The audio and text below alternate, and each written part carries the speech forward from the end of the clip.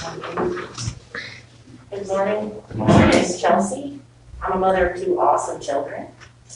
I have a child in both elementary and middle school, and I'm here to address an issue that has affected some, possibly many children in our school system here in Graham.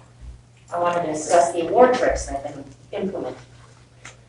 I believe that there has been put in place with the best of interests, however, there's a flaw. In order to attend these school trips, you must not have more than 3 tardies and keep good behavior.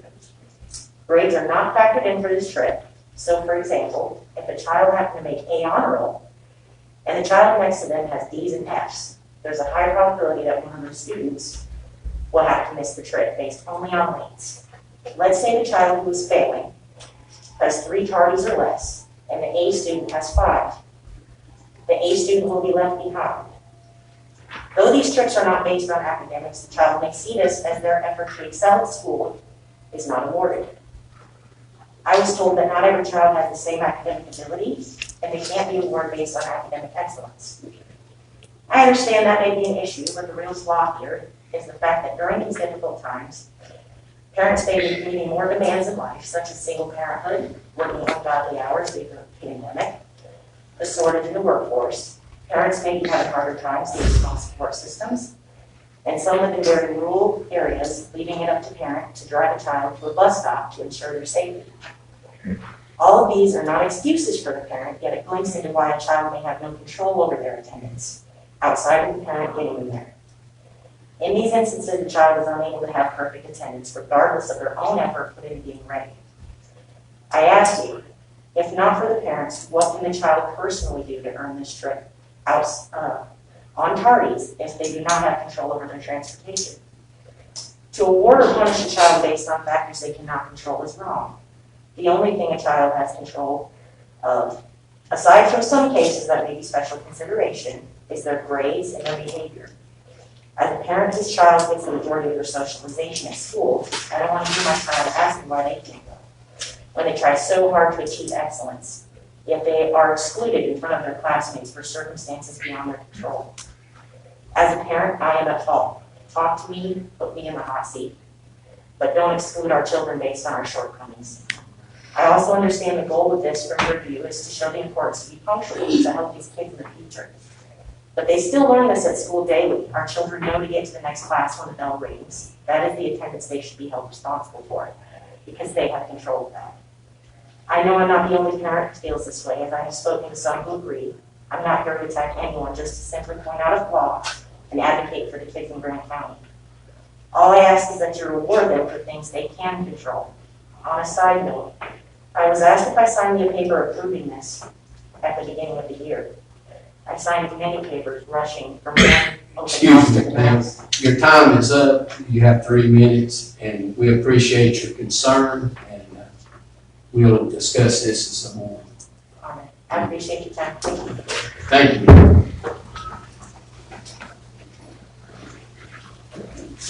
Mr. Moody, are there any more?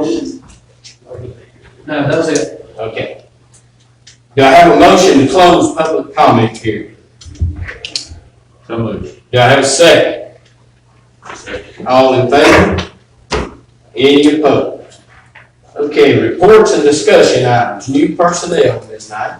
Yes, I wanted to take this time to introduce you to a couple of new faces that are on campus. One would be Miss Michaela Parker. She is our new 21st Century Director of the After School and Summer School Grants, and we're glad to have her on campus. And she's already hit the road running and doing a good job for us. So she's been very, very busy, I believe. Yeah. And you have chosen Jennifer Sellers to be the parent liaison for her. And so they are both now working together and doing good things for after school and for our kids and families. So appreciate her being here. The other person that I'd like for you to meet, and I'll let you guys sort of introduce each other and tell them more about your role, is Miss Debbie McDaniel. And she is a provider at the new SchoolBased. Good morning. Good I'm morning. the nurse practitioner at the SchoolBased Clinic, and this is our practice manager, Michelle Phillips. I just wanted to take a minute to say thank you, number one, for allowing us to have this opportunity to take care of such an incredible group of people, both students and faculty alike. We opened our clinic, as you know, on September 29th. So in counting those days that we were physically here, including one of the days that we were, I think we had a teacher work day on the 15th and the 18th, and we were here one of those days. We have seen over almost 112 patients through the end of October. 36 of those were well visits, so those were all kiddos. 24 were adults, so faculty. I've written, I don't know how many prescriptions. I asked somebody to do that math for me, and I didn't know what that was. Some of the really great positive things that have come out of there is the feedback that we're getting from the families, and then saying there are a few things that we caught early that had I not been here, I'm not really sure what would have happened. We've taken care of multiple ear infections and sore throats. We can test for strep, COVID, and the flu if they do have symptoms, and we have an incredible partnership with Beth and the team at the health department that allows us, I've actually sent someone over there this morning to get some blood work done, and they have been incredible. We just realized yesterday, in an emergency, if I need to send someone to get an x-ray in county, we have the ability to send someone to Tallulah and get an x-ray, make an appointment on their behalf, get an x-ray, have that x-ray read if I need it, and then I make the decision of what we're going to do moving forward. So it's been an incredible partnership. Our goal is that we do a well child visit for every student before the end of the school year, and we hope to be able to get that done. And I'm open to any questions or comments or anything that you guys might have. So thank you again for having us. It's been a great partnership, and Rochelle has worked very hard to get this going, and everybody's worked hard on the school systems part. Maintenance, I have to give a shout out to them, bless their hearts, they've helped do things, and they painted doors and rearranged things and put in sinks, I believe, and some other things to make this happen. But to be able to have this service for our kids and our community and have it back in our school system is a real blessing for us, and we appreciate you guys. So. Ms. Phillips, do you have anything you'd like to add? No, sir, I think Debbie did a fantastic job. She We are did. definitely very happy to be here and be able to serve this community, so Very good. thank you. And y'all don't, you're welcome to stay as long as you'd like, but you don't feel like I'm have to stay because We had a few people waiting for me, so I need to run. Thank you. Okay. Okay, principal and director updates. Tanya, you want to start us off? I'll be glad to start off. Most exciting thing is we have steel beams over at the middle school. I don't know if you've been over and looked behind the school, but they're steel beams going up, so that's very exciting. Seeing lots of progress happening quickly now that they've got concrete and the dirt and everything settled. We have sent out our first round of report cards. And we were very pleased with students' progress and what our report cards look like for the first 9 weeks. We have also completed the iReady training for our teachers, which is a universal assessment, a diagnostic looking at where our students are with reading and math. And as part of that program, it's a new program for the middle school.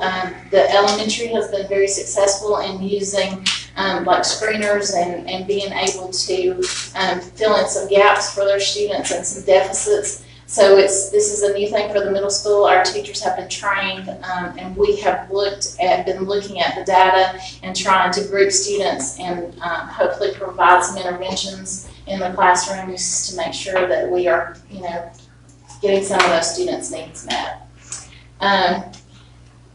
Gabriella Pringle, which is our, what is her official title? Our Mental health liaison. mental health liaison, has presented a program to the middle school, which was wonderful. It was called Dare to Dream, and the students really enjoyed that. So we're looking forward to more things that she has to offer for our student body.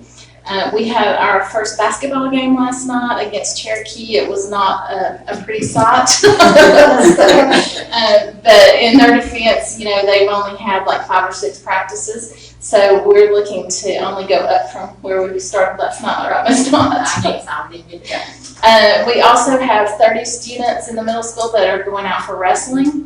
The only dilemma there is that there are only 3 middle schools in the conference that have wrestling teams, and that being Graham County, Swain County, and I think Cherokee has 4. So Mr. Nellums, as the athletic director, has been working with the other athletic directors and trying to come up with a schedule, but we're going to have a lot of wrestling each other. So, but we have 30 very excited students.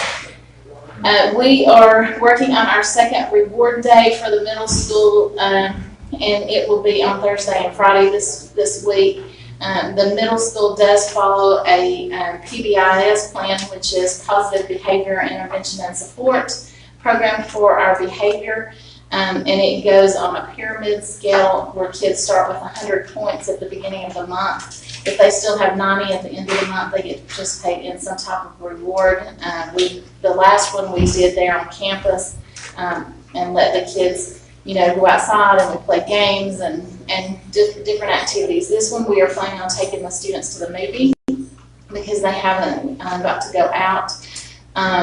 And just based on the public comment, we do not take points away from students for being tardy to school in the morning. We do take points away if they're tardy in between classes. So that would not, keep a student from getting to participate. We have just completed Red Ribbon Week. Our SRO officer did a wonderful job. Students were excited. We had a lot of participation with the Spirit Week and dressing up. So that was exciting. We currently have 53 students that are signed up for the coast trip and started raising money. We had planned on, we were thinking at first we were only going to have 1 bus. It may look like we might have to take 2 buses. We have 9 chaperones that have agreed to go, which includes an SRO officer. We have counted a spot for a school nurse once we get one, so hopefully we'll have a school nurse to go along with us. And that looks like, we did, we're gonna, later on the agenda, we will be presenting our school improvement plan. And we participated last Thursday and Friday, myself, Stuart Nellums as our assistant principal, and Becky Moody as our school improvement chairman. We went to Asheville for training on school improvement teams and using the database system called NC Star. Was very informative and gave us a lot of good ideas about school improvement and how to move those improvements forward and get the school all bought in and include more people. So we're really excited about that process. So that's all I have right now. You've got a 5K coming up. Yes, we did have a 5K. One of the things, because we do the positive behavior support, is we need extra funds, to do fun things with our students. So each of our teachers at the beginning of the year agreed to do a small fundraiser in their class, with their classroom or in the community. So Shannon Knott's fundraiser is to do a turkey trot 5K, which will be November 20th. I think as of yesterday, we had over 30 people signed up, that's a good number for us. I believe that Erlanger is sponsoring some. Erlanger's sponsoring some of it. And we also had, on the teacher work day, we had Paige Gross and Jessica Ware and Brad Beasley use the food truck, and they did Indian fried bread for the staff, those that wanted to purchase, which was really good. So they're raising some money so that we can help fund our PBIS. A couple of things, Ms. Wash, before you sit down. I think Ms. Ms. Phillips is also doing a bake sale the day of the turkey trot. Okay. I think that's in conjunction, I believe, because I'm thinking ahead. Okay. So check on that, because that probably needs to be, I'm pretty sure that's what they're doing. She hadn't mentioned that to me yet. Well, that's what I understood. I thought they were kind of doing it together. Now, let me ask you this about the trip. What is the one thing that would get a kid knocked out of not going on the trip? Well, behavior would, if they have, excessive discipline referrals, and it's hard to set a number on that because it would depend on what they were for. If they get in trouble for fighting or something more serious, that would automatically exclude them. We had said at the beginning that, if they got several payments behind, we would look at maybe not letting them go because it's really hard for them to catch up at the end. And in planning everything, we need a pretty good number so we know how much money we're going to have. But we have not, we've just been trying to talk with parents one-on-one, if they get them, a couple months behind, and some parents are waiting for different circumstances.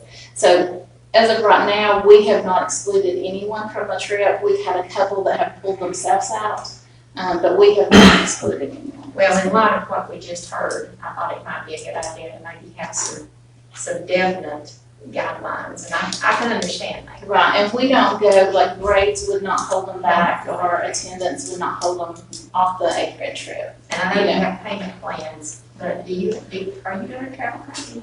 We are not doing a travel company, and we do have payment plans. If we give them a fundraiser every month, and if they raise at least $100 a month, that should pay for their whole trip. And so we are just finished up a fundraiser, and we're starting another one today, actually, where the students will be selling poinsettias. So they should be able to raise much more than $100. And if anybody wants to sponsor a student, they're welcome to. I'm sponsoring one student. Yes, and I'm partially sponsoring one, and we have some churches that, always call and say, I would like to sponsor. And then, of course, the tribe sponsors some of the kids. The only thing, if we tell the kids if they feel like they need some extra help in paying for their trip, that they have to make an effort to raise some money. And so our teachers are real conscientious about that and trying to buy from students that we know may have a hard time selling out in the community or don't have family or something. So we try to buy ourselves from those students. But we try to give every student an opportunity. And maybe if you stick on Facebook that they're doing a fundraiser, a lot of people might ask them to make Okay. students. So, What is the total cost for one child? The total cost this year is $900. So it's expensive, but it's 5 days, and they're getting to do a lot of things. I really think that's a pretty good price, to be honest with you, Yeah, considering the cost of everything. right. That's motel, feeding, not everything. That's There's much buses and Bus. 2 buses. two buses.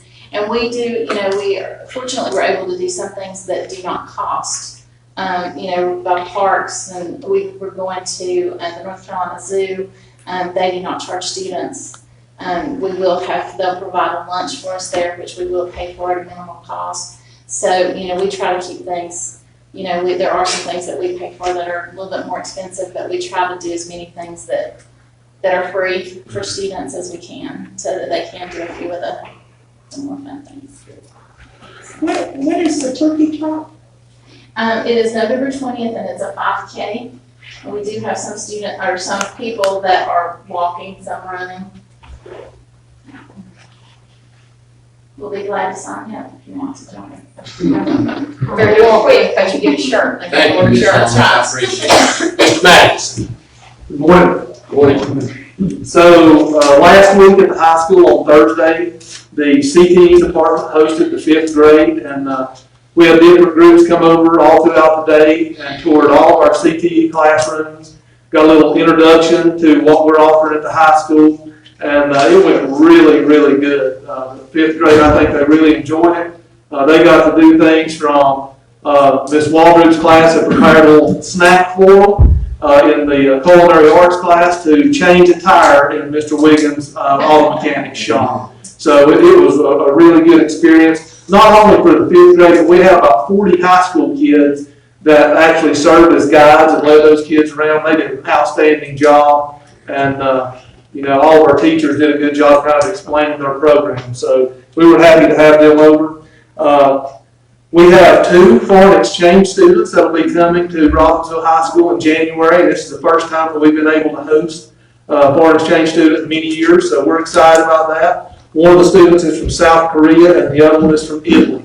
So they'll be starting when we come back after Christmas. Back in August, Project Discovery from Western Carolina actually gave the high school 50 brand new Chromebooks, and we had to wait to get some licensing and things like that done, but that has been taken care of at this point. and those Chromebooks are actually going into circulation. So they're brand new Dell Chromebooks. So really appreciate our partnership that we have with Western Carolina and Talent Search and Project Discovery.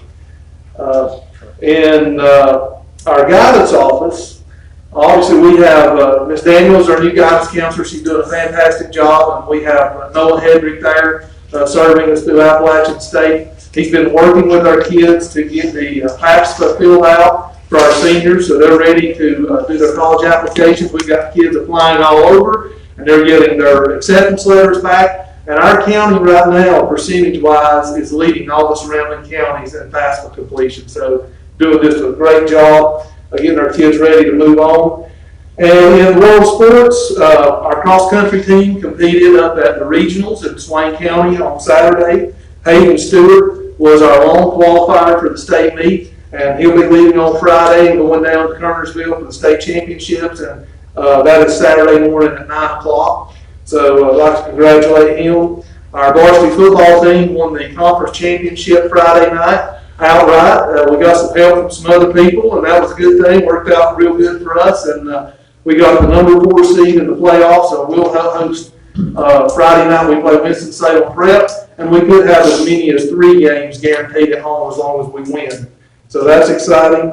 Basketball and wrestling started practice yesterday, so we've got kids in the building all afternoon now, and a lot of that went real good. Talked to the coaches this morning, and the last thing I would like to do is just thank our community on behalf of the RHS Marching Black Knights. Friday night, they were presented a check for over $22,000 to help buy new uniforms and help cover some other expenses that they're going to be having. I just can't tell you how pleased I am with Miss Watkins and what she's doing in our band program, and how thankful I am that our community is so supportive of those kids. They just get better every week. They're fantastic. Thank you. Very good. Thank you, Mr. Madison. Ms. Hooker, last but not least. Well, actually, I am the shortest of all. So at the elementary school in October, we had our first round of NC check-ins for the year for children. It's done 3 times a year to kind of assess them where they are with the curriculum standards that they've covered so far in the year. And teachers have got back those results, and that helps us know what our children are proficient on and where we need to reteach. So those exams really help us inform our core instruction. So we had the first round of those complete. We had a great turnout at Trunk or Treat on Saturday. It was shivering cold, but everyone had a great time. All the kids seemed to enjoy it, so I think that was a really great success. We've done a lot of things through the month of October to highlight literacy, to try to get kids excited about reading at the elementary school. Miss Lynn in her art class has had students design large-scale books that are high interest on their grade level, hoping that will entice them. If I've designed the book, then I'm going to go read it. With our scarecrows that we incorporated into the community scarecrow event, a lot of the teachers picked scarecrows that were characters out of books that the kids like to read. We asked our kids for their pumpkin decorating contest, that they pick their favorite book and then make their pumpkin represent the character of that book. So everything that we're doing right now, we're really trying to tie back to spark an interest and a love for reading. The kids really seem to be enjoying it. We picked the pumpkin winners, and on Friday, November the 12th, we're going to take them out to have pizza at Papa's Pizza. So the kids are excited about that. I went to the NC STAR training with Miss Walsh, me, Mr. Knott, and Brandon Carpenter. Went to that training to try to understand the platform for our school improvement plan, how to make it look better. I'll be honest with you, it would be a full-time job to upload and to have everything in that system that it has to offer. But what we did learn was some good information on how to get what we need in there and how to make it look like what we want it to look like. So I felt like it was very beneficial for us as well. And I want to speak to the reward trips for just a moment. With the reward trips, the criteria that you have in front of you, It is part of positive behavior intervention support. We want to recognize the positive behaviors that children do. And there is a grade component in there. It's not just tardies and early dismissals. And it's important to keep in mind when we're talking about tardies, absences, and early dismissals, that a child can have 3 unexcused absences, 3 unexcused tardies or early dismissals in any 9 weeks and still qualify for the trip. So it's not one incident that knocks out a child. Everyone can have an off morning, right? And so we understand that. So keep in mind, until in a 9-week period, we exceed more than 3 unexcused. That's important. We're not talking about doctor's visits and dental appointments or things like that. It's unexcused tardies, early dismissals, and absences. But there is also a behavioral component that you can see in there. Student behavior is tied to the reward trip. Students have to be passing all of their classes, so grades is tied to the reward trip. It's just an overall glimpse of positive, good behavior. I think that it's also important to recognize that students who earn their reward trip earn their reward trip. Students who do not earn their reward trip are not punished. They have a normal day of school. They have PE, they have activity, they have recess. They have a normal day of school. So a student is not punished for not earning the reward. They simply do not get the reward. So if y'all have any questions, and the reason that we put the absences and the tardies in there is because what we know from student data is the children who are habitually absent, tardy, or leave early in kindergarten are the same children who do it in middle school, and they're the same children that do it in high school. And we're trying to establish that good student behavior of being punctual, of staying at school, because at the same time, we get school report cards. And when a student is in first grade, if they arrive to school at 9 o'clock and they're tardy, they miss their core phonics instruction. So it does have a lasting effect. So if you have any questions about that, please feel free to ask me. But I did want you to have that criteria in front of you. This looks like it went out the first of the year. It goes out on the first day packet, yes. Okay, one other thing, how's your trip done? So we still need 5 children to register in order for it to not cost everyone more. And we are also trying to establish some sort of scholarship opportunity for students to have community or churches or whomever that would like to donate, similar to what the middle school described. If it is a student or a family who needs some help and support, we do want them to be involved in fundraising to do the things that they can to help raise money. But we need 5 more students to sign up, and we would like to have some of those scholarship opportunities available so that perhaps we could get to that number and it wouldn't cost everyone more. So you have scholarship money right now? We don't. I mean, we keep, we're trying, but there is some that have said, yes, we will, but as far as knowing an amount, we don't know an amount that we have to offer. What's the number that you're looking for, Ms. Hooper, to the difference in where you're at and where you need to be? 5 children. And that's the amount of what? I don't know that. I don't know that. Ms. Davis has that information. I just didn't know how much it was per kid. 700 and So you're really looking at about $3,500. right. Any other And do questions? you have children that would want to go if they had the money? Yes. And I'll give you an example. So I approached Jason with Snowbird Logan and said, would Snowbird Logan be willing to sponsor some scholarship money toward the 5th grade trip? And he said, yeah, we'll do something. So then life goes on and he's working and doing all these other things. So I don't know what something means. And we have that from some other community members. So we do have some people who are willing to sponsor, but I can't say an exact amount of what it would be. I know, once again, if you throw it out there on your website, Right. people will share it, I think, probably.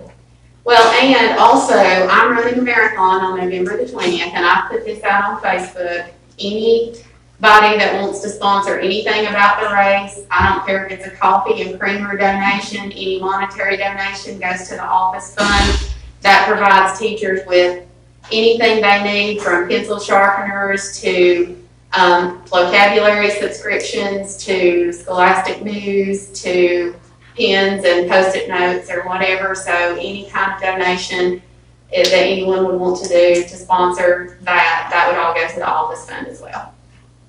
Which is why I'm not doing the turkey trot. It happened to be on the same day. So you're gonna run 26.1 miles. 0.2 miles, yeah, 0.2 miles. yeah, For the office fund. for the Wow. office fund. Bless your heart. That's impressive. That is. Wish I could do it. And then Ms. Parker, will you report? Ms. Parker. Yes. Oh, So, okay. yeah, we finally got our after-school program up and running. So our elementary side has 34 kids enrolled out of 35 slots. So, and we're seeing 25 to 30 kids a day. So we still have a lot of referrals coming in, so we're gonna expand our program to 45 slots and possibly more if those keep coming in. For our middle school, we're averaging 20 kids per day, and our high school, we're averaging 8 kids per day, but all the extracurriculars, so they have other things to do. We've been doing a lot of fun activities at each site. Our elementary is actually preparing a spring garden. They've been cleaning out the flower beds out here. They're getting ready to plant some bulbs. Our middle school has been doing a lot of science experiments, and our high school has been doing a lot of cooking lessons. They're also getting ready to do cooking around the world, so they're going to have different things from different countries all month long. And then we've also been working on blessing boxes for our community outreach component. These will be filled with donations of non-perishable items, and people of the community can come through and take what they need. And we hope to get those out sometime this month. But that's pretty much all I've got so far. So, Thank you, Ms. Parker. Anyone else that I've missed? Make one more Sure. comment that I forgot it was on my notes, but I just want to thank you again for coming up with the means for us to hire a math coach. I had sent out a questionnaire just to my teachers and just see kind of where we were last week and ask them how many times they had met with the math coach. Have she shared with them their strengths and weaknesses? Have they discussed those and have a plan for them? You know, and I was overwhelmed with the responses, and I knew how hard she was working, but I had no idea exactly how hard she has been working with my math teachers. She has been going in and team teaching with them, you know, and demonstrating more appropriate teaching strategies with teaching mathematics, and the teachers are really excited and thankful to have her. So I think that will make a difference in our math scores, I think. So I appreciate y'all coming up with the means for us to have a math coach. I second that, it's Yeah, great. and that's Crystal White. Yes. Crystal White. And we were able to implement that at the elementary school with Christy Griggs a little earlier just through a master schedule change. And I will have to say that it's made a fundamental difference to the elementary school too, with the job that she's doing, and then Crystal Buchanan with the literacy coach. Those two ladies are phenomenal resources for our school. We're very fortunate. Yeah. Let's ask Mr. Moody. Mr. Moody, send in the next person. Actually, That's it. why don't you be the next person? Give us a little bit of update on the Active Defender app of the schools. Yeah, we for the conference this year, the national conference, SROs, we met a guy from North Carolina who, he started a business with a called Active Defender. And what it is, we put an app on every teacher's phone, and if there's any type of emergency, or if there's a person on campus with a gun, or a person unidentified, it could be a fire, which they said they got used the other day, a fire, anything, the teacher can pull out their phone, hit an icon, and then place it on a map that's on their cell phone. So we know exactly what happened, where to go to in case of an emergency. And we really started out with just elementary because elementary has really poor communication on our campus because we got spread out in all the old buildings. The overheads, intercom doesn't reach everybody. Not everybody has a radio, you know, walkie-talkie. Sometimes the aides can be interrupted. But here, everybody carries their phone with them, so no matter where they're at, and we decided that it's not only for the high school as well, the middle school. If there's an issue, everybody carries their phone. Again, 3 easy moves. Pull it up, place an icon and put where it's at, and it notifies us immediately. And we can find out what's going on. And then even after, in case there's a lot of things stop walking on hard lockdown, there's ways to communicate, hey, I've got, X amount of kids in my class, little Johnny's missing, then another teacher, hey, little Johnny's in my class. So it helps us also keep count of kids on or off campus. So it's really good. The guy's a preacher, and he gave it a ton about our school and just how financial staff we are. He gave it to us for over half the price, and for the next 2 years. So it's really good. Teachers seem to really like it. So I think we go very hard in keeping our students and our faculty safe. Thank you, Mr. Moody. Yeah, I don't know who's next. I think we're with the next item. Next item.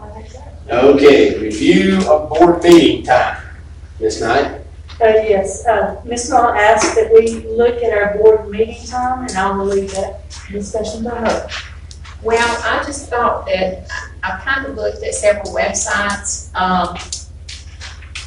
throughout the district and around the state about when boards meet, and it seems to be in the evening or the afternoon. Sometimes boards get together like at 4 o'clock for a working session. I'm not exactly sure what that is. But they meet anywhere from 4 o'clock to 5:30 to 5 to 6 or whatever. And I think a lot of the pros for that is, for one thing, here sits our principals out of their schools. And I think that, I think it's important for the principals to be in their schools, not that they're covered.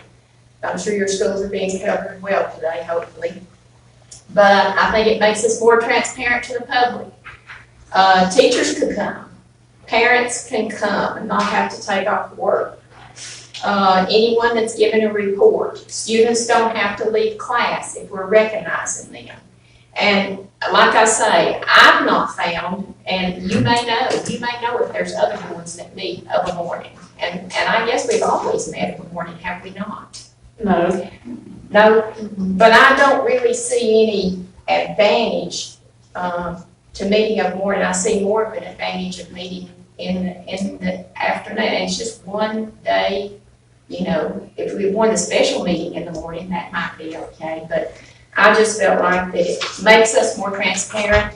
I have had folks say, I wouldn't have to take off work. Well, your board members wouldn't have to take off work if they weren't retired. Mr. Allison, Mr. Garland, the rest of us old folks are retired, but I just, I've had that brought to my attention by parents, and as you well know, I know it's being videoed, but if we have people watching this right now at their workplace, they're taking time away from their employers that's paying them to watch this board meeting, when they could watch it on their own time if it was in the afternoon. And I'm not saying we have to do it the next board meeting or whatever, but I think it's something that we do need to look at and maybe just discuss. How do y'all feel about it? Doesn't matter to me. When did we start meeting in the morning? Did you say we've not always met in the morning, or do you know, Mr. Terry? No, it goes back a long way, probably. That we met in the It morning? probably goes back to 25. Do you know of another system that meets in the morning? No, down here, really. Well, I've just visited a lot of counties and their website. Another thing I really liked, and not that I want my picture on the website, but I have noticed when they go to their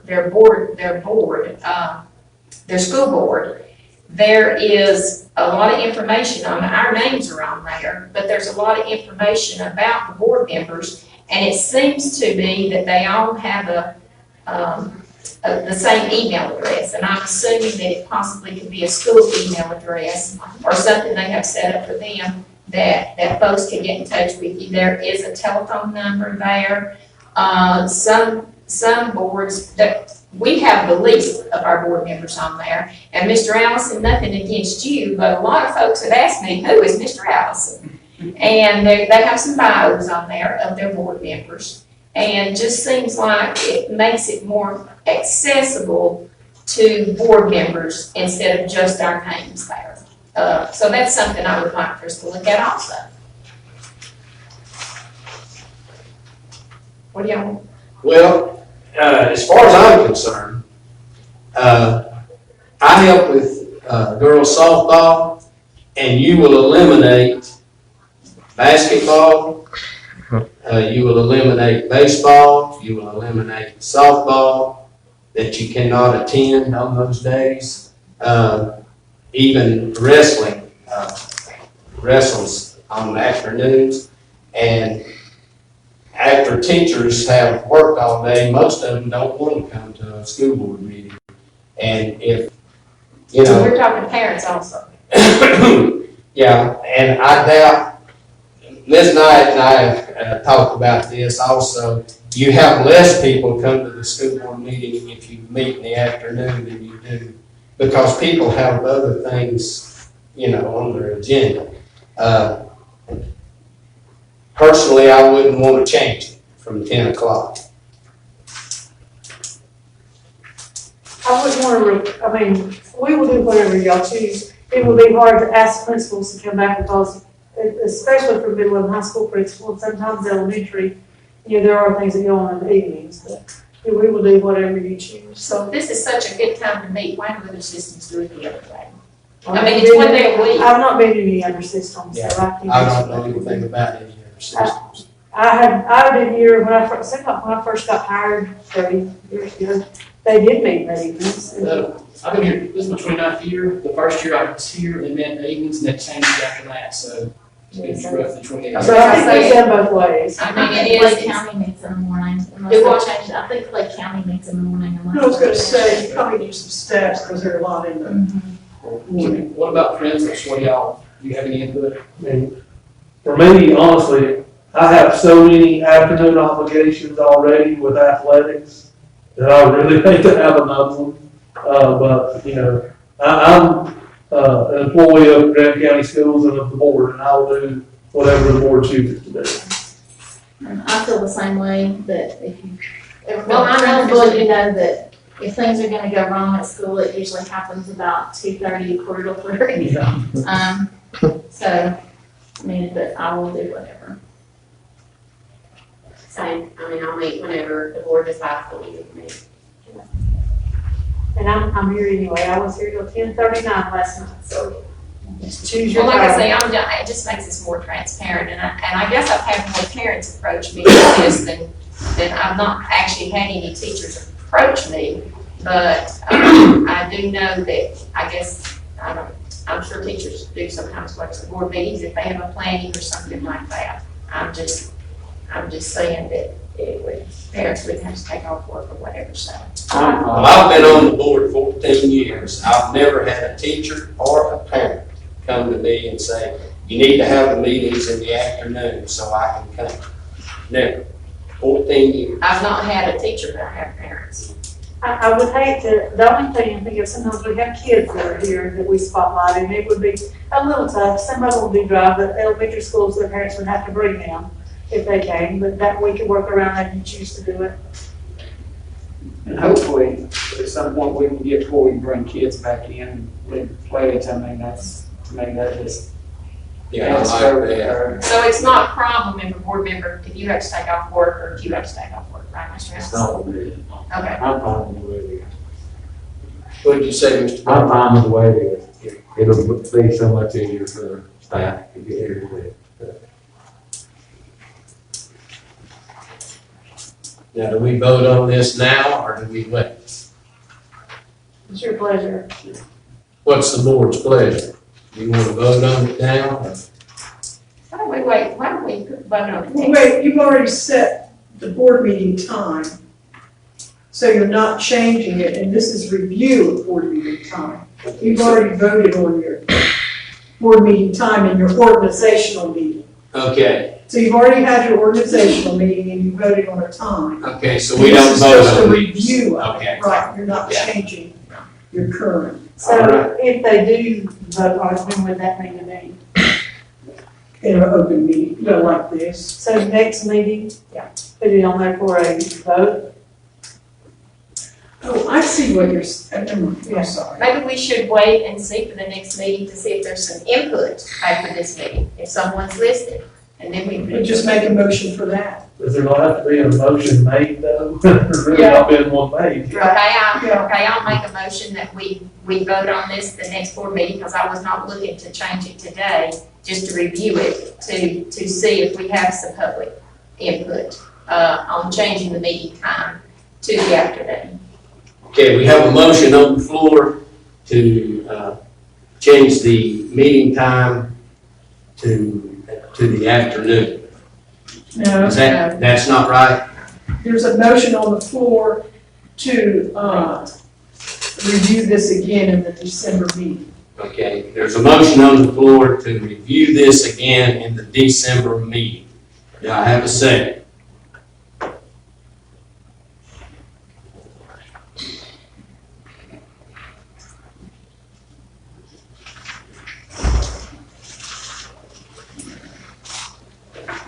There's no second, so the motion dies for lack of a second. Okay? D, personnel. Yes, during closed session, I will be bringing some names to you. We have one resignation for you to consider. We have some names for school nurses, substitutes, and volunteers, and some 21st century staff.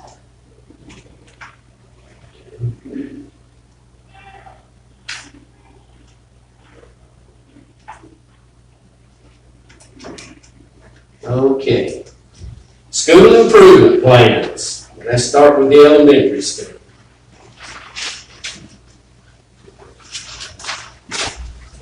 So you have the comprehensive progress report in front of you, which based on the training that we went to on this past Thursday and Friday, this report has never looked like what I want it to look like, because that platform, we just got trained on it literally last week. So just understand that the report highlights some of the things that I want to talk to you about, but I want to kind of outline for you the major areas that we're focusing on at the elementary this school year that are captured in this report. And then if you have any other questions about it, I'll answer those. So to start with, we wanted to review data that we knew about our students to make sure that we were on the right path. This is the roadmap of need data from 2019 and 2020, and I know Ms. Knight's probably looked at this, writing all that ESSER stuff until she's sick of it. But and what you're looking at here is Graham County. The first column that you see here is Graham County numbers. The second column that you see here is state of North Carolina numbers, and the third column is where we fall above and below state average. So the things that I wanted to highlight that I have there for you on your paper is the children in DSS custody and child abuse neglect rate. In 2019, this is pre-COVID. Graham County is 293% higher than state average. In child abuse and neglect rate, it's 226% higher than state average. So we know that we have a lot of children in our community that's experiencing trauma. Then if you look to COVID, 2020, this is the roadmap of need on the second page that you have stapled there. The reason that the other stuff's marked out is we did not have testing in 2020, so that data was just kind of irrelevant. But look what happened during COVID. Our children in DSS custody rate went up 411% higher than the state average. Our child abuse and neglect rate was over 300% higher than the state average. So we feel like at Robbinsville Elementary, we have to have a two-pronged way of addressing the needs that our children have. First of all, we know in the elementary school, every single child, even parents who worked themselves so hard during remote learning, has had learning loss. We also know, based on what these numbers are telling us, that every single, well not every single child, but a high percentage, 400% higher than the state average of children in Robbinsville Elementary School have experienced trauma in some way. So we feel like we have to focus on the learning loss that every child has experienced because of COVID, and at the same time try to address the trauma that's happening that we know of from this information in our data. So, how are we gonna do that? This is just an email that I sent out this week of what's coming up in November. The best way, I think, to see this, because I just don't like how that comprehensive placement report looks from the school improvement plan, is here's the dates. I send this out once a month to all my teachers, and this is just a month at a glance. Here's what we're doing. So while we were remote, March through May of 2020, all of our staff participated in a book study. This is Fostering Resilient Learners, Strategies for Creating a Trauma-Sensitive Classroom. We know based on our data, we have to address this issue. And so in that comprehensive report that's a part of our school improvement plan, you will see that we are strategically equipping our teachers with good strategies to address mental health and trauma in their classroom. This book study was a part of it. Ms. Gabrielle Pringle is doing mental health trainings for our staff. They're required to have 6 this year. All of those are geared toward an increase in understanding of how to specifically address these areas of needs for our students. You'll see there in the email, it says Thursday, November 4th, required after-school school improvement team meeting. Module 4, poverty and trauma. Our teachers are going to go through their 4th and final module addressing poverty and trauma. This specific one is classroom strategies related to those things. So we're trying to be very specific, knowing what our data says, and giving our teachers tools for how to address these issues in their classroom, because we know that when children come to school with these issues, if their needs aren't met, they never get to that place where they can learn. So that's in that report that I don't like how it looks. That's one of the major things that we're doing. Another thing that we're doing, Crystal Buchanan and I met with our literacy consultant in August, and she agreed that we are on the right track. When every child in your school has experienced learning loss in some way, and we're not happy with some of the data that we're seeing based on some of the issues that our children are facing and learning loss due to COVID, we want to attack that head on. We don't want to be looking at Robbinsville Elementary School 5 years from now and not be happy with some of the test results that we're getting and be like, well, you know, we had COVID 5 years ago. We want to address it head on and really meet the needs of our kids. And we've talked to educators in Jackson County, Cherokee County, Clay County. Crystal Buchanan's reached out to some educators in the eastern part of the state, and with our literacy consultant. We have 3 tiers of support at our school for kids who struggle with academics and behavior. So that if you're getting everything in core, if you're still struggling, you get more intensive intervention. If you're still struggling, you get an even higher level than that. What this addresses is what every single kid gets. And this is a book called The Knowledge Gap. And what it helps us do is we're working through it as a faculty, and we're doing an intensive, reflective review of core instruction at Robbinsville Elementary School. What does good core instruction look like? In core instruction, it's what every kid gets. What every kid gets in reading, what every kid gets in math. What does it look like? What should it look like? Then our teachers they're reviewing their resources based on what we have. Are we hitting these areas well, or where do we need support? Where do we need to amp it up? And we're looking to adopt new curriculum based on this review that will help. And this book focuses specifically on schools that have high numbers of children living in poverty and children who speak a non-standard dialect of English. This book specifically targets those. And so we know that that's our children. And I will be coming to Ms. Knight probably in March with a new curriculum that we want to adopt at the elementary school. We want it to be vertically aligned so that from kindergarten to 1st grade to 2nd grade, it builds on itself. The vocabulary builds, the units of study builds. That's what we're after. And so even though the report that I gave you with the comprehensive report for the school improvement plan doesn't look like I wanted it to, I want to just explain to you what we're doing. So So our main things is we're equipping our teachers to address mental health in the classroom, and we're doing a strategic review of core because we are going to amp up what every single kid gets every day from their teacher to make it as rigorous and as effective as possible. Okay? And you can see here in the email where it's chapter 6 on this day in PLC, chapter 7, that just shows how we're working through the book. It says our first data dig. A part of what you have in that document talks about how we're going to work on collecting data and effective charting. We dig in every month with our kids in intervention, our kids who are not in intervention but are just struggling. What is their data telling us? So that we're really trying to keep a thumb on that. So this email is just kind of a snapshot of what this ugly report tells you about what's happening at Robbinsville Elementary School. So if y'all have any questions for me. I don't have any questions, but I just want to add, I know that little kids don't use computers. They don't learn from computers. They learn from a teacher's face. And you're battling almost no-win situation because these kids have been about a year and a half without face-to-face instruction.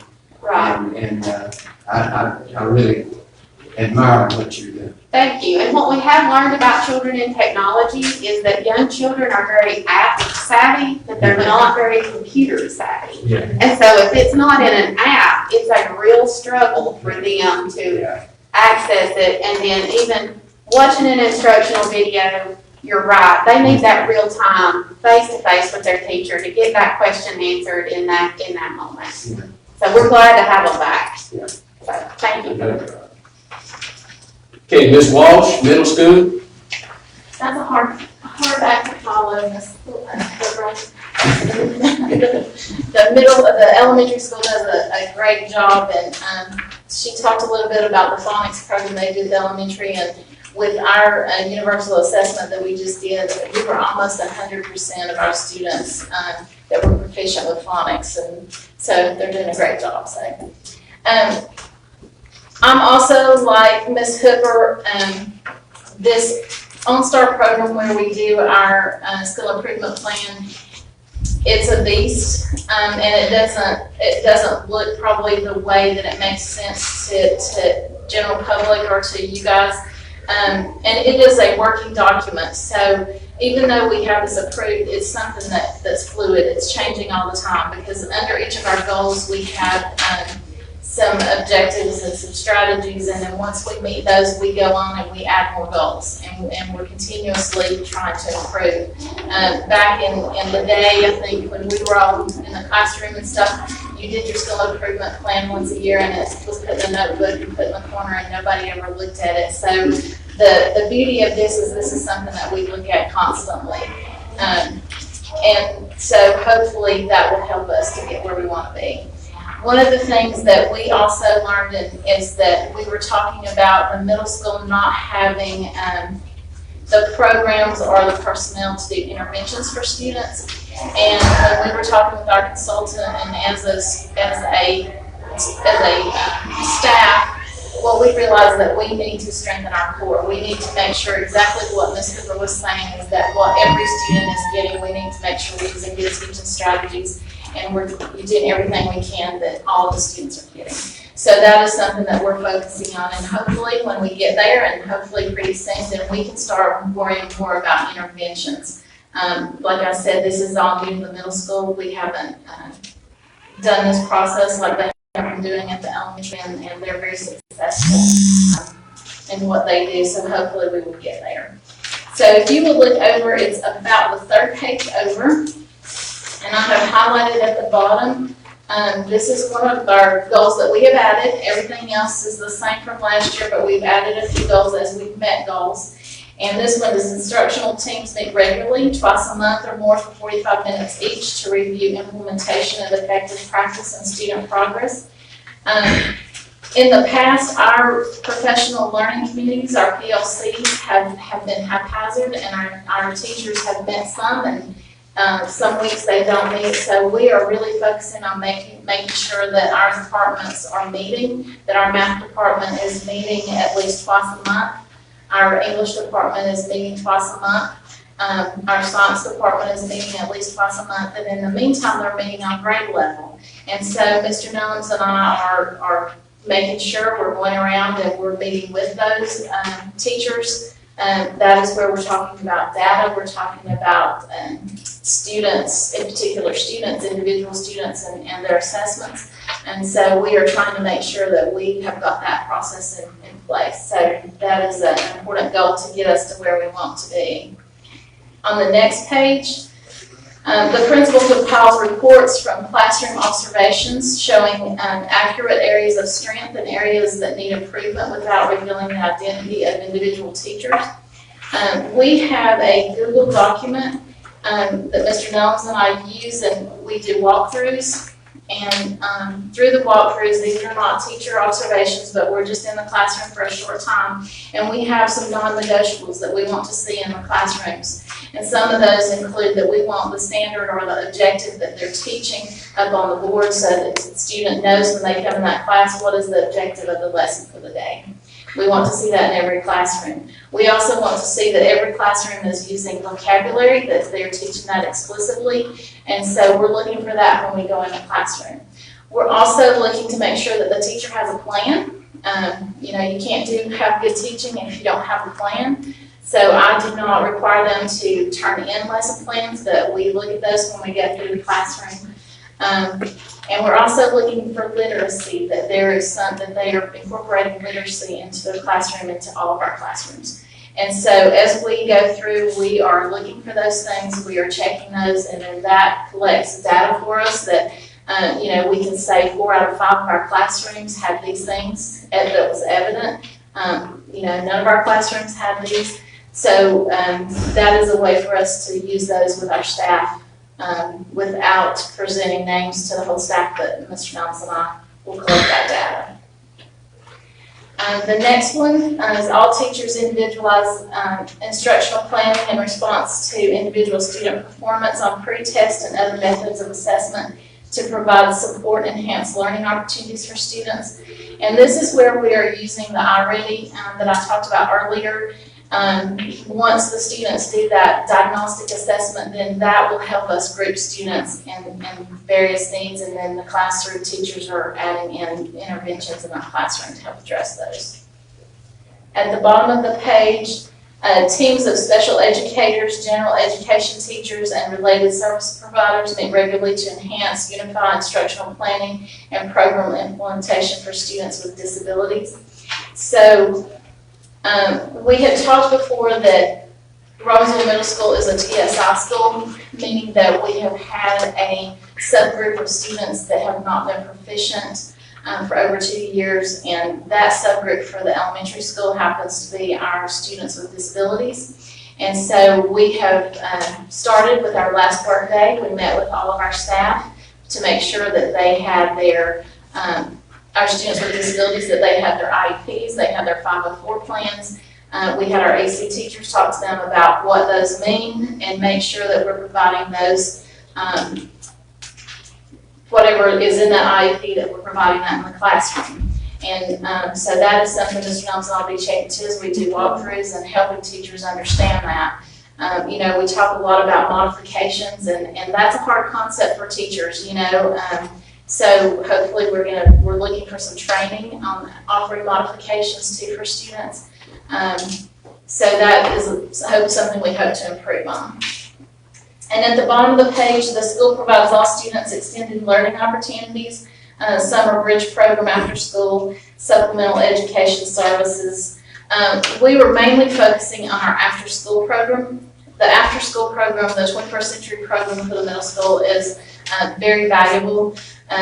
She said we were averaging 20 students a day. I don't know how many's enrolled from the middle school, but I would say that number's a whole lot We higher. have 60 enrolled, but we're seeing 20 a day. So those 60, you know, it's not the same 20 every day, that's fluid too.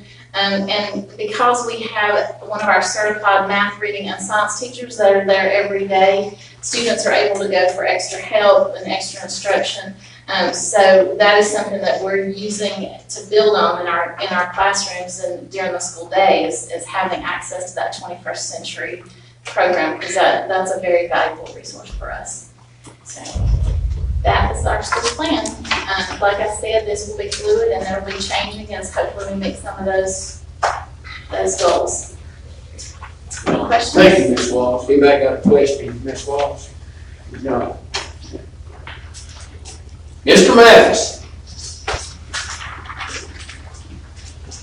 So, in looking at the high school plan, the first 7 pages are some graphs and kind of give you an idea, a visual of kind of where we are when it comes to some of our testing, especially related to the ACT.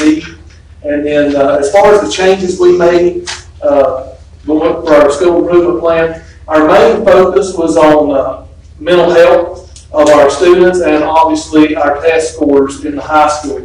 And this to kind of cover some of the changes that we've addressed. We didn't add any key indicators from the previous plan, but we actually had a couple of key indicators that we had marked complete in the past that we have reopened and have readdressed and changed the action steps in those under those key indicators.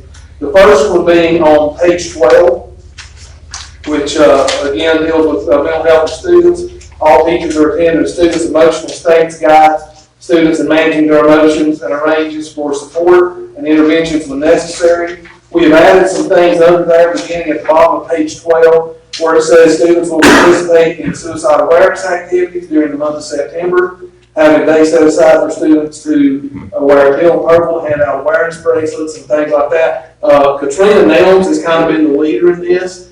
She has done several things over the past couple months in September and October to kind of make our students more aware of some of the things that they may be dealing with and try to help them through some of those things and make our student body more, I would say, receptive to those kids that are struggling with those issues and give them the ability to reach out and actually help their peers. So under that one, actually we have 2 new action steps, and the next one's on page 13 at the top. October was anti-bullying month. We had a unity day at the high school, and also in the middle school, I think she stepped down and helped there too. And they're still working on some things with both schools, Ms. Nails is. Under A4.14, which is also there on page 13, school provides all students with supports and guides to prepare them for college and careers.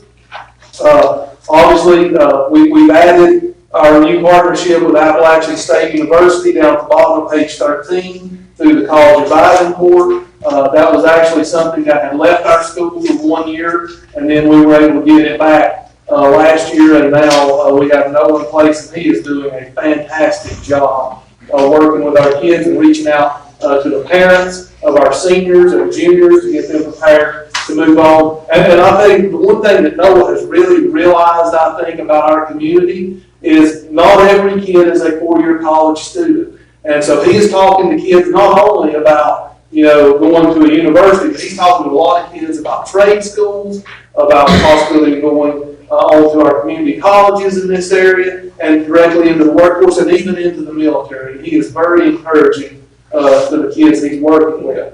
And then also now we also have a partnership through Tri-County Community College, through our Gear Up grant that Ms. Francine Williams is over. And we actually have an advisor from Tri-County now that is coming into our guidance office every Tuesday morning to work with our kids. And this week she's there Monday through Thursday doing registration for spring semester. And that's been very beneficial. And it just, Tri-County has reached out to us, and through this Gear Up grant, I think we're going to be able to develop an even stronger relationship than what we've had before. And then if you look on page 14, at the key indicator A4.16, it says the school development and implements consistent and intentional ongoing plans to support student transitions from grade to grade and level to level. We've addressed the addition of our math coach there at the bottom of the page as one of our action steps. And then on the next page, all of those action steps on page 15 have been added to our school improvement plan this year, where we address issues with Math 1 and 2, with our English 2 scores, and how those English classes are going to address the issue of raising test scores. And then also biology and CPE are addressed under that category. And then if you flip over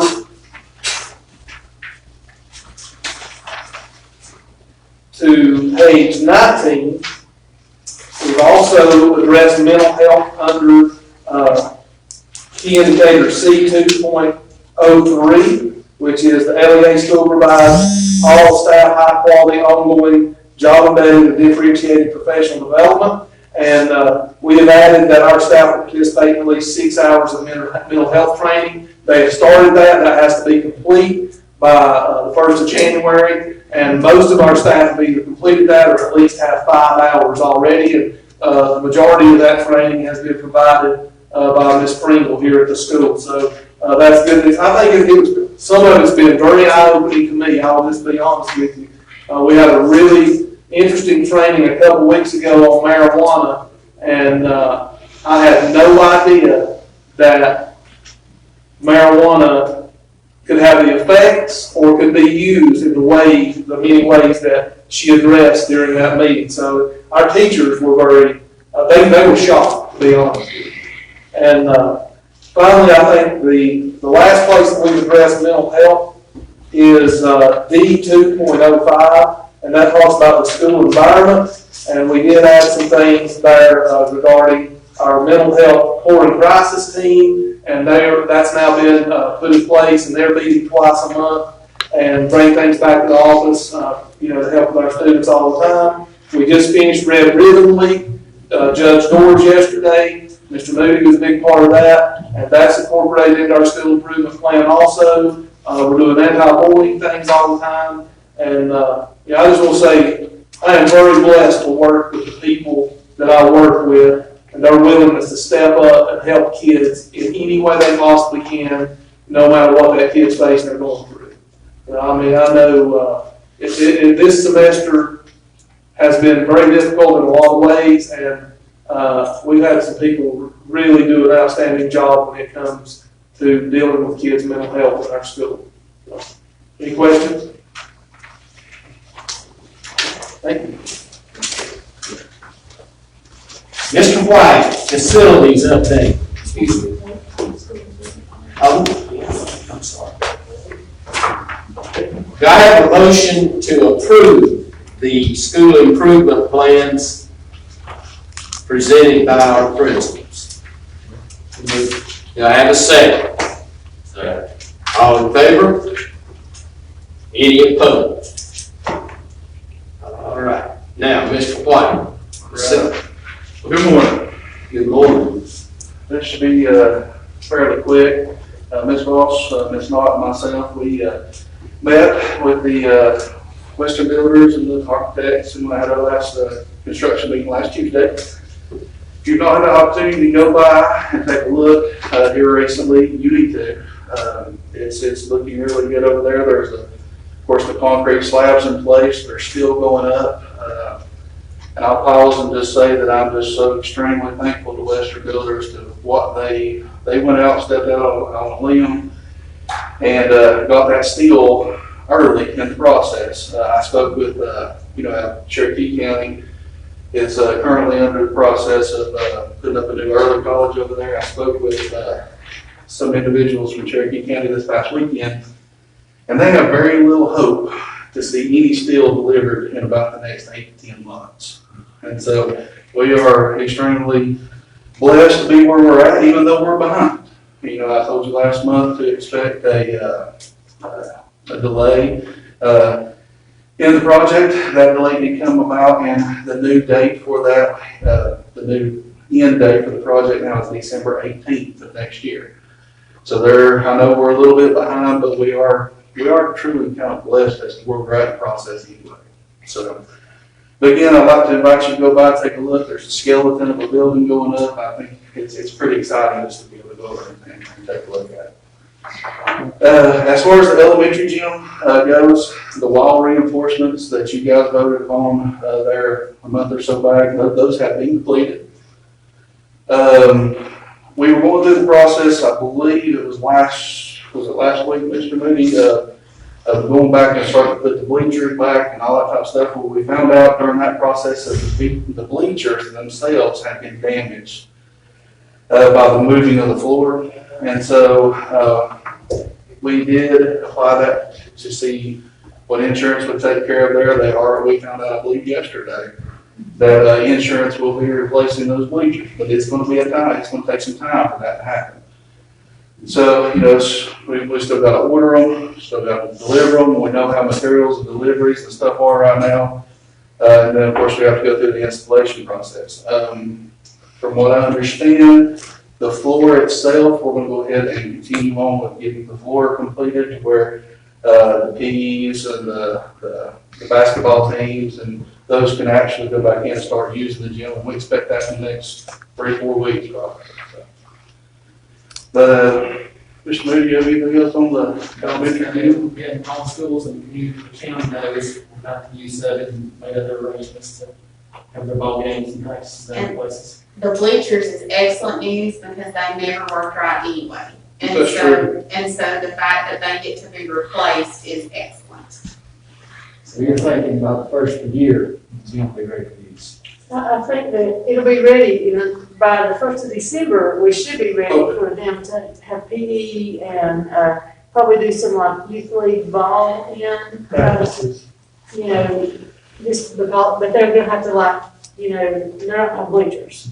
But it'll probably be February is what they're looking at with bleachers, is that correct? Probably Earliest best. case, bleachers, all the court areas, and they sit there then skates we put in. Will still be usable.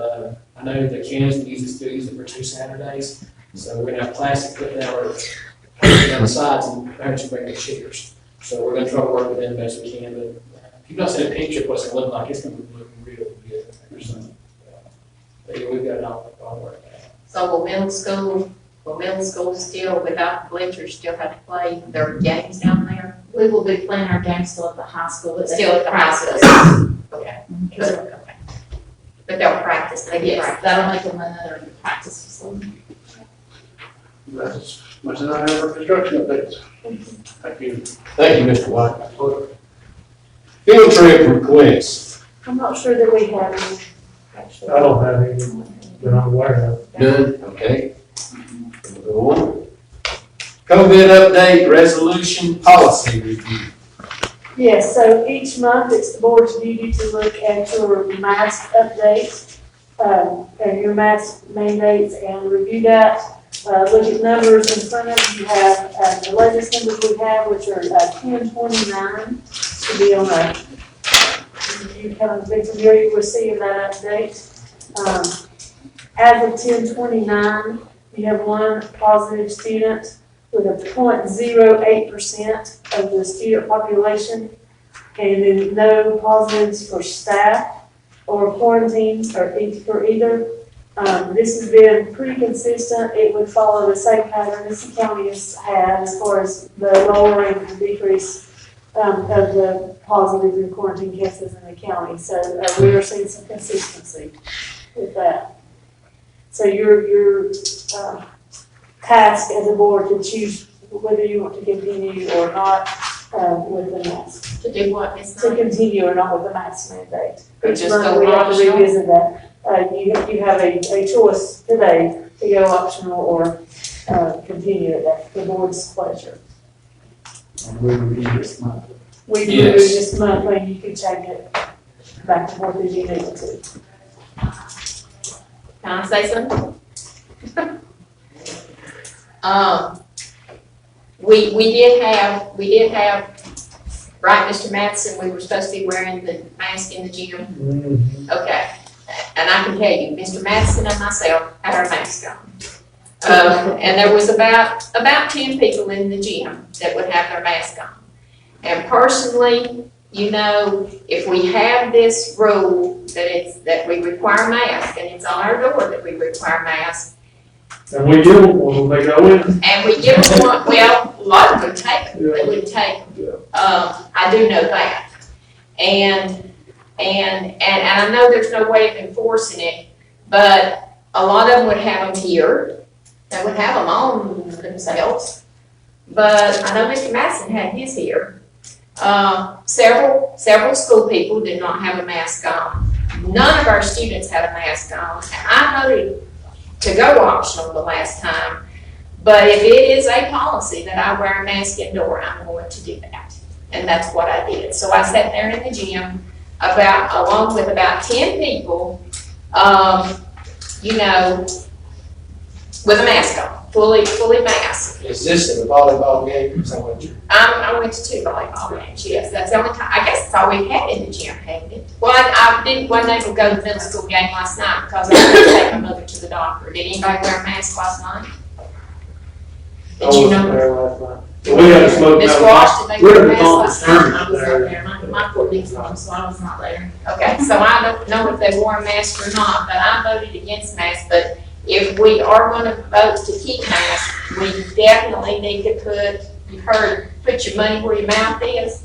We need to put our mask where our vote is, if we're going to do this. Because I really don't want to be the only one in the gym wearing a mask along with Mr. Matheson and about 3 or 4 other people. There was actually some people from, I think, Berkeley that had some on. And so that's. Can I ask a question? So if you vote to wear masks, does that include during the school day and then extracurricular activities that would have to be the same, or is that 2 different things? It's indoors. It's indoors versus outdoors, and then the only thing right now that would change is they're very, very strict. If you go optional with masks for students and staff, it would still be a mask mandate on school buses. That's something that will not be able to change. And activity bus. And let me interject something else that I know some schools are doing. And they are doing in the classroom, if they do not do the mask, they're doing what's called clusters. And if a schoolroom is, say, 30 by 45 or 29 by 26, Mr. Madison, I'm not sure. I don't know if you guys know in your elementary that's roughly probably what one is, but according to this, to maintain a minimum of 3 feet of distance between 12 play students who are fully vaccinated within a school setting to the greatest extent possible without excluding students from full-time in-person learning. And I don't know, I do know that we quarantined some classes, right, Ms. Knight? Was that only elementary? Did we quarantine any in middle school? typically, the only reason you quarantine a whole class is if it's for the littles, it's hard to pin down who they've been around. They can't tell you I've spent, I've sat beside this person because they're in groups, they're in centers, those kind of things. So typically, it's been the little guys at elementary, not typically middle or high school. And what we had to go by was, if I'm not mistaken, it was 6 feet for 15 minutes cumulative throughout the day. That's correct. And so if I'm 5 in an elementary kindergarten classroom, I've been within 6 feet of everybody. And so But probably not for 15 minutes if you're doing clusters, and a lot of schools are doing clusters for that very reason. And so I'm not sure exactly what that would look like, but that's how we got to the point of having all of our classrooms, an entire classroom having. But even at 6 feet, if a classroom's 20 by 45, you're still not within 6 feet of that person. And is it not 3 feet? Is it 3 Well, feet? it depends on what the intent. If your 3 feet was your social distancing for everybody, 6 feet was your, if you're gonna be in close contact, it's 6 feet within, for 15 minutes cumulative over the course of your exposure. Exactly. So if we do clusters, then you wouldn't have to, which I do know some schools are doing. They are doing that, so they do not have to quarantine the entire classroom. So if you do clusters and teachers really are very adamant about staying in your cluster, let's say a kid has tested positive for COVID, then that cluster has to be quarantined, not the entire class. And I think that is something that definitely could be implemented. So an entire class, I think we could do a better job in elementary so we don't have, if we do go optional, so we don't have to quarantine a whole class. Ms. Hooper, how many people are in your classes, K-5? So, About. right, so in kindergarten, the class size law is no more than 18. I think right now we're running around 16, 17 per class. First grade, the class size law is 16, second is 17, third is 17, and then fourth and fifth are larger. So our fourth and fifth grade classrooms have 22 to 25 kids per homeroom. Okay. And we have, because that elementary campus was built in stages, so different classrooms measure very differently. So, we would just have to look at each one and figure that out. So from what I'm listening, what I'm hearing, you could probably put 5 or 6 in, Ms. Knott's talking about a cluster, 5 or 6 in a group, and And one so, group here and one group. yeah, and our teachers have tried to do some of that as much as possible. The only thing about that is like when you're getting in line to go to the lunchroom, or, there's other times that's just not possible. Our teachers have tried to keep the same kids around each other as much as possible. But then again, at the same time, when you're 5 or 6 and my buddy's over here and I go and say hey to my buddy, it would take some very strategic, just strategic guidance for the teachers to know what that needed to look like. But I think that we could, definitely try to work on some of that, but just knowing that there would be times that a cluster wouldn't be possible. So I see, the one problem I see with that and it working throughout the day are classes like PE, at the lunchroom, and set the lunchroom. Now, the lunchroom. You just have so many tables in that lunchroom, I don't know how full yours is, but I know in mine, and kids that different everywhere there, and I know they say with their class there, but PE, how you gonna tell a kid you can't play with your friend, he's not in your cluster? That would be, or on the playground, or. And that's really where they're ending up with the exposure. Yeah. It's during lunch and during PE. It's not really so much in the classroom. That's true. But that is a good point to consider. But outside, it doesn't matter, because we're outside. And in the gym, I would guess to say, unless they're sitting there for 15 minutes talking to one another, they are not in close contact with them in the gym for 15 minutes. And we're talking 15 minutes. Because I know if it can be successful in other schools, and maybe you can call other schools and see how they're doing it, but I think it's very workable, because I think this whole thing with masks is very, very frustrating, for a lot of folks. So, but like I say, in the gym, you're running around. You don't have to stay with your cluster. You're just running around, and you're not unless you're letting the kids sit over there for 15 minutes talking to one another. Right. No, that's not the case.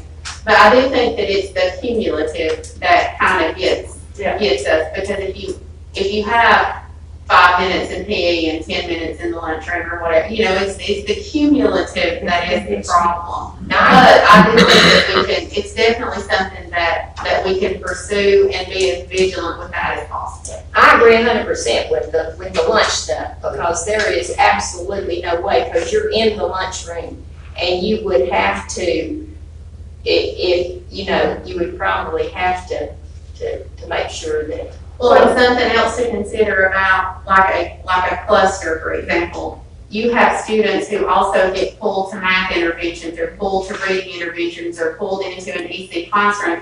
So then they're pulled into another group. So a student during the course of their day would, depending on their needs, could be in more than one cluster and expose more than one group of children, even in that scenario. However, if it would keep a whole class from having to go, anything would be worth looking at. Yeah. Even with intervention, if you had to say, when you go out for intervention, maybe you are going to be have to wear a mask. I don't know if interventions, either interventions one-on-one, or are they in a They're group? small group. Are they small group? Okay. But I don't know, and y'all would have to just help me on the legalities of, if you vote to be mask optional, then do I have authority within any part of that school day to say, okay, now you're in this small group and you have to wear a mask? I not be comfortable. Well, but the thing about it is, you're still not quarantining a whole class, even if that kid got pulled for intervention and they were in this cluster, in this classroom, that cluster would get quarantined. But that intervention group would get quarantined. Jamie's got a and it would good be the whole question class. here. Would she be allowed to say in a cluster or in a group, small group, that they have to wear a mask for a certain period of time? Well, I would tell you that some boards have put some exceptions on their rulings, like optional, with the exception if you're, doing a small group for more than 15 minutes, or something like that. So, I mean, you're within 3 feet proximity or something. There's a flexibility that when you review this every 30 days or every month, there's a flexibility considering your situation. You don't have a choice at all. Students, employees, visitors, parents, if they're on a school bus or an activity bus, they have to wear a mask. You don't have a choice on that. Right. But as for the other situations, I mean, Wake County just voted this past week to continue the mask mandate inside and outside because their rates are still too high.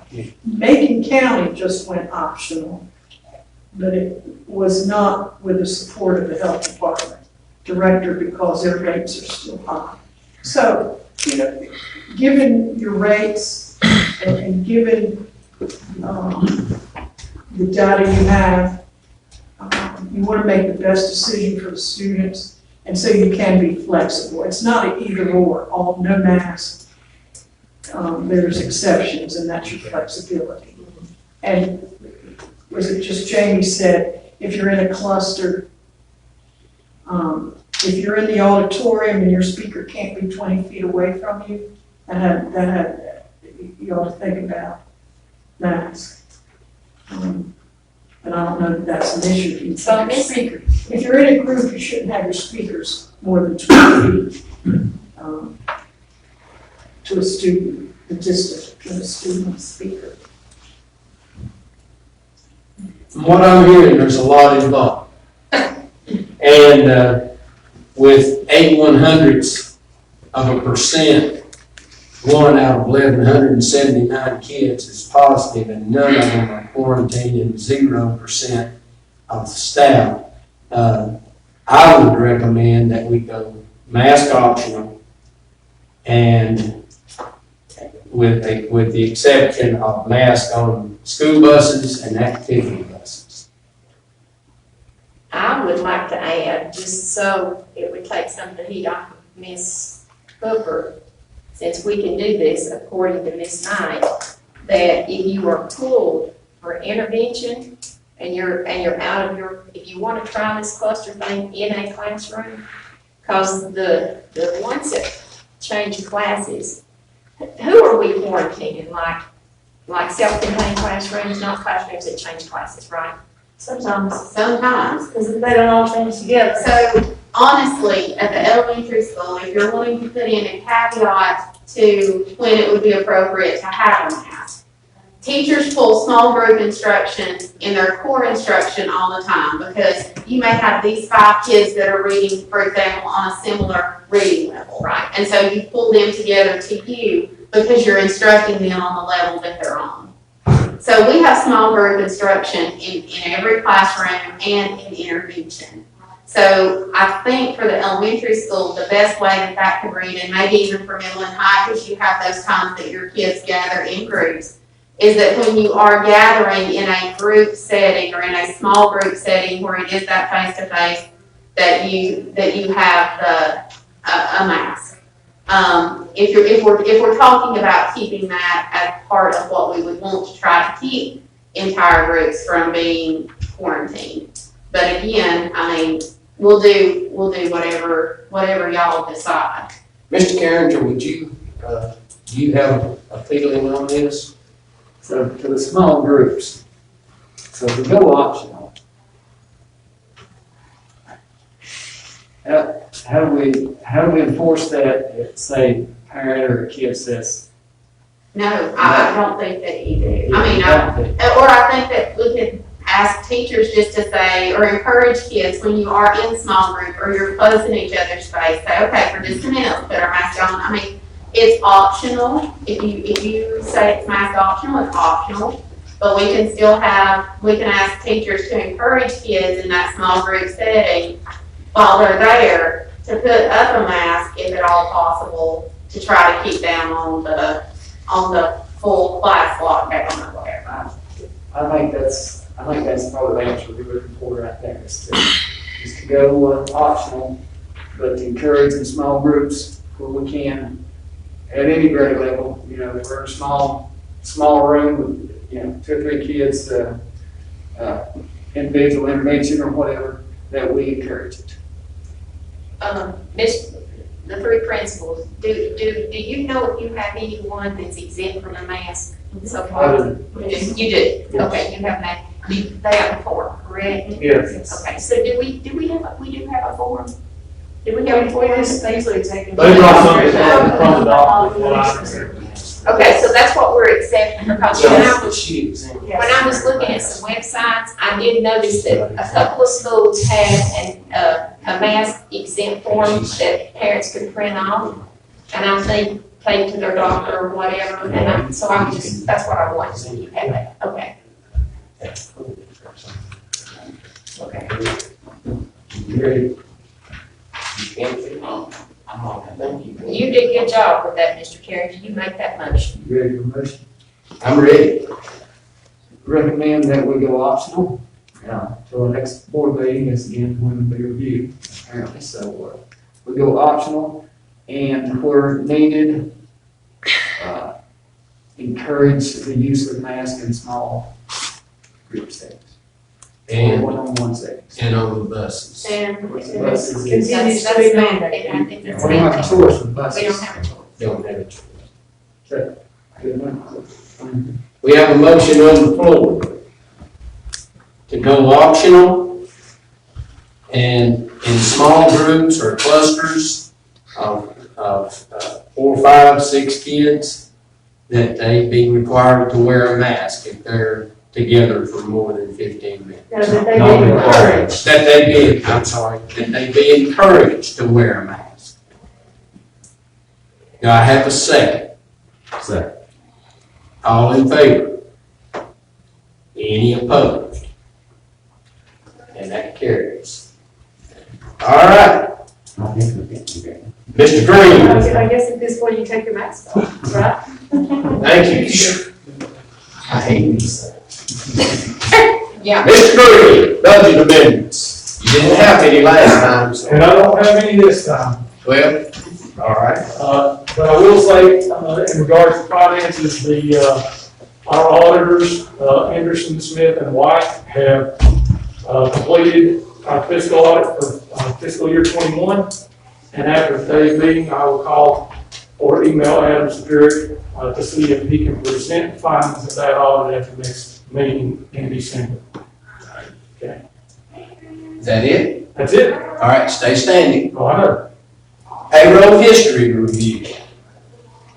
So, and I can take this, so Ms. Knott asked that, we circle back and look at one of the documents that Mr. Green had, shared with the board in a prior meeting, and she had some questions, I believe. I did have questions. We went back, and I don't know if any of you all brought yours back or not, but I have all the way back to 16, 17. And of course, without mentioning any names, trying to figure out why sometimes there was 2 payments in, this is hard to read, in May and November, or maybe June and November. It was split up, and then some, there was just 1 payment. Some personnel, just 1 payment. And I'm assuming we're talking about coaching supplements. No, we're talking about local supplements. This is the only We're local always talking supplements about that I got. administrator Yeah, supplements. This is the, I asked for local supplements, and this is the only one. Mr. Green, I can answer, I think that depending on the amount of the supplement, it made sense to split them up. Depending on the amount, if the amount is $250 or $100 or like $500, maybe that was a one-time amount. If it was more than that, it made sense to split them up. I think that's, there's really rhyme or reason to it, just the amount dictated whether they were split up or not. So why did the amount make a difference? Can you tell me that? Why did the amount make a difference? I don't know, I guess if you split $250 up to $125, how much? So we felt like if you got the 250, at least you got enough to, yeah. I know, when I started getting a principal supplement, I was asked if I wanted to have it one time a year or if I wanted to have it split. Thank you, Mr. Okay. Yeah, and so, and that. They asked me that, And so that I took also- part of mine in November and part of it in May. And I guess that's just the history of it, which would be probably before Mr. Carringer, before That myself. answers my question much better. Thank you, Mr. Mattson. Well, sorry, I I know, was so I'm just sorry, saying, not about that, but, okay, who decides on the amounts? Well, for one thing, those amounts were probably something that as superintendents, we've inherited through time. They depend on the amount of additional duties after work usually. You'll notice that elementary don't have as many after-school events. You have no sporting events. Very few events throughout the year that require you to stay over that everybody else is not staying over for anyway. So the dictated part of that is your amount of time spent in after-school events. So, Ms. Hooper, what would you say your amount of time? It's basically not any? Well, it's not that it's not any. We do have after-school events, that do happen throughout the year. But the difference at the elementary is that we don't just get to leave at the end of the day because we have to make sure that all kids that get off the bus have somebody there waiting on them. That's historically just kind of been one of our duties. So typically for me, I get to school at 7:30 every morning and I'm there until 4:15, 4:30. So I pull a 9-hour day just about every day that I work. So it's not necessarily that I have a basketball game or a volleyball game, but I don't have a day that I leave at 3:30 or when the buses roll, very, very rarely. So I do have that after-school requirement that's not a sporting event, but it is a consistent after-school requirement. But that wouldn't be any different than the other We two do that. principals. Right. So we're looking at duties that are over and above the expectation of a principal day anyway. We're all salaried, so we really don't have an hourly day. Right. No. So we're looking at additional duties, Oh, additional I assignments. know Mr. Madison's not a uniform for sure, because I see him all the time. Everywhere. See him everywhere. So middle and high do have more of those after-school required hours than the elementary school. I realize that because you all do ball games, correct? Yes. Is there anything else besides ball games you feel like? Ball games, band concerts, science night, I mean, Elementary can do a band concert or Yeah. something. Yeah, I mean, we do, and I do those things, the You do science science night, the night. band concerts, we have Christmas extravaganza, we have those things. But it's not 2 or 3 sporting events a week. Mine's more spread out and So like sporadic. you may have 3 or 4 events a semester. That would be fair. Yeah. Because there's some things coming up. Rather than a week. Christmas extravaganza again this year. Right. So to try to offset that for all employees, because, our teachers pay for those things, and for science nights and all those, so we try to offset that by, if we have work day, maybe I'll let everybody go home a little early, that offsets that for everybody in their hours, so. Okay, that explains that much better, thank you. Okay, are we done with that? We are. All right, K, staff sick leave policy, contagious disease. Ms. Knight? Ms. Knott, I think, has some questions. Well, I brought it up the last time that we had, that we had in our North Carolina Public Benefits and Employment Policy Manual, which, 19.4. And this was updated, and it's my understanding that it was updated because when I brought this up at the last board meeting, I realized the federal had March had gone dead. And Ms. Knight wanted to know when that was revived, and it was 2020. Ms. Ellen Davis told me that was illegal for us to give, that we couldn't do away with the sick leave. So really, I felt like, and I asked you if we had a COVID team, which you really couldn't tell me this night that we had a COVID team, which it seems to you and Mr. Nelson and Ms. Booth seem to have met, but you just kind of decide. So I guess I took it upon myself to check around, and there's several, well, all the school systems I checked with do the contagious disease. When a director of a county health department, in order to control the spread of the contagious disease or to protect the health of an employee, orders the employee to leave his or her work, the local superintendent shall do A, reassign the employee to a safe work environment under conditions agreed to by the director of the county health department, or place the employee on leave with pay for a period of time set by the medical director. Leave shall not be charged to an employee's sick leave or other available paid leave. A substitute employee for this reason shall be paid from the same source of funds as an employee. I did get in touch with Ms. Christine Shee. She is the legal counsel for the director of policy of the North Carolina School Board Association. And Ms. Davis, I think she sent you a copy of this. And there are things that we can do, and I don't know why we don't want to do these for our staff, to give them back their sick leave, because sick leave is very, very important to them, that we can code this, go back there's a lot of things that you have, but have we had our health director quarantine or send any of our staff home And that was because the of thing, and Christine sent me the same thing. And I guess I'm confused. We have a COVID team, okay? Okay. So let me explain, so. Well, we have a COVID team. Is that school nurses, I'm there, Mr. Nelson has been in on some of those, but that's people that have medical experience, not me. Yeah. But that is our school nurses in conjunction with the health nurse. Health director may have been in on some of it, but really the lead health nurse was and the recommendations. The other thing I would like to clear up is that our health department is not requiring people to leave work. If you will ask anyone that has talked to them, they will tell you that their recommendation is this, but they're going to tell you have to do what your employer requires. So when we had COVID leave, everybody had an option of using COVID leave.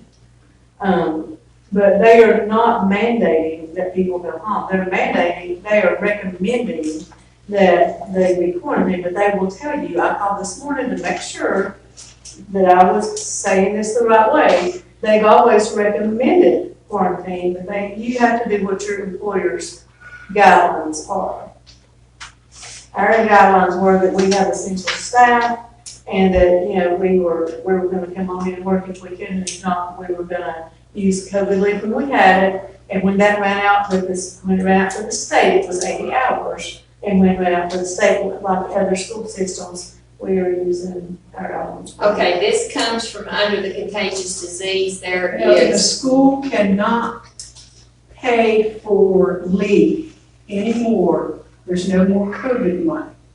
The only way the school can pay under the state contagious disease policy is if the health department ordered that employee home. There is no payment from this school or any school in the state of North Carolina for COVID leave unless the health director of that county sends the person home. And there's a caveat to that. This board cannot pay if the superintendent can provide the employee an opportunity to work remotely, then even if the health director sends an employee home, the school does not pay sick leave. The employee has to use their own sick leave now.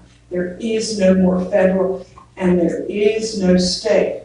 And there's a later memo that just came 2 days ago from the State Board of Education and the General Counsel for the State Board of Education for schools that are using, quote, or giving extra days, giving extra holidays, giving extra days off. There is no state law that permits any school funds to be used to pay for sick leave or to pay for extra vacation and extra holidays. Well, not, With one exception, if the director sends it home and the superintendent does not have, or that employee does not have the ability to work remotely, then you have to use your funds, whatever, if you had funds set aside for new locks on doors, you'd have to pull that fund. So I can see this, There's like, no state money. if the health director would have the authority under the contagious policy to call and say, this employee has to go home. I can see that if they're mandating them to go home, like in a case where not maybe a hepatitis outbreak or I mean, even in a COVID outbreak, if they are mandating they go home. That has never been a mandate from the health department, it has been a recommendation. well, then why are our employees going home?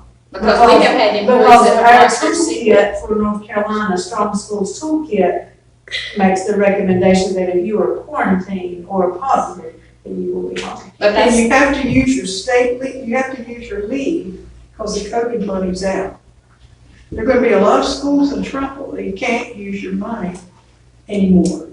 what is code 24? Does anybody, Mr., if you go back and code it 24? Well, there is no I think it's retro going going back. forward. in business. I don't think there's any going back business, is there? There's schools that are doing that. They are taking their employee sick leave. And then if the employee gets, If the the proper, employee was sent home by the health department, Right, they were mandated home.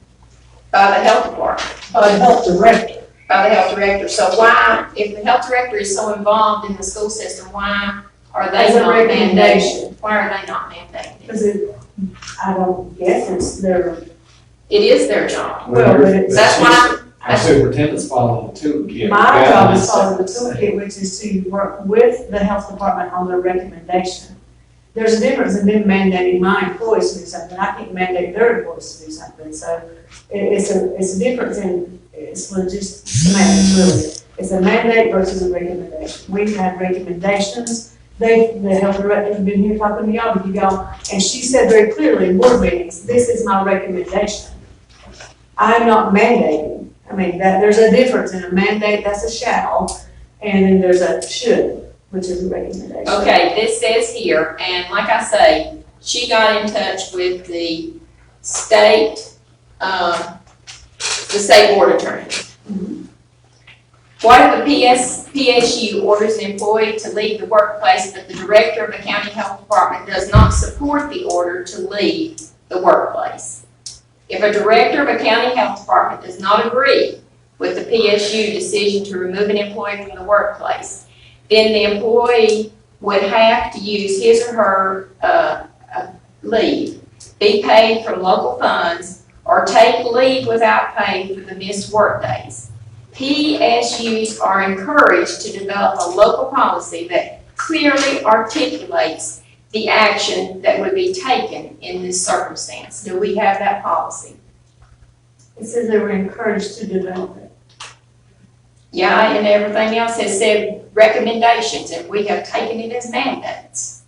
But there's 12 of these, and I can copy these for you, but I can tell you that Cherokee County, Haywood County, Polk County, Duncan County, Stanley County, and Iredell County are not taking their sick leave from their employees. So you're saying they're all gonna be in trouble? They're not taking their sick leave from their employees. Oh, They are coding it as about that. 24, and they are coding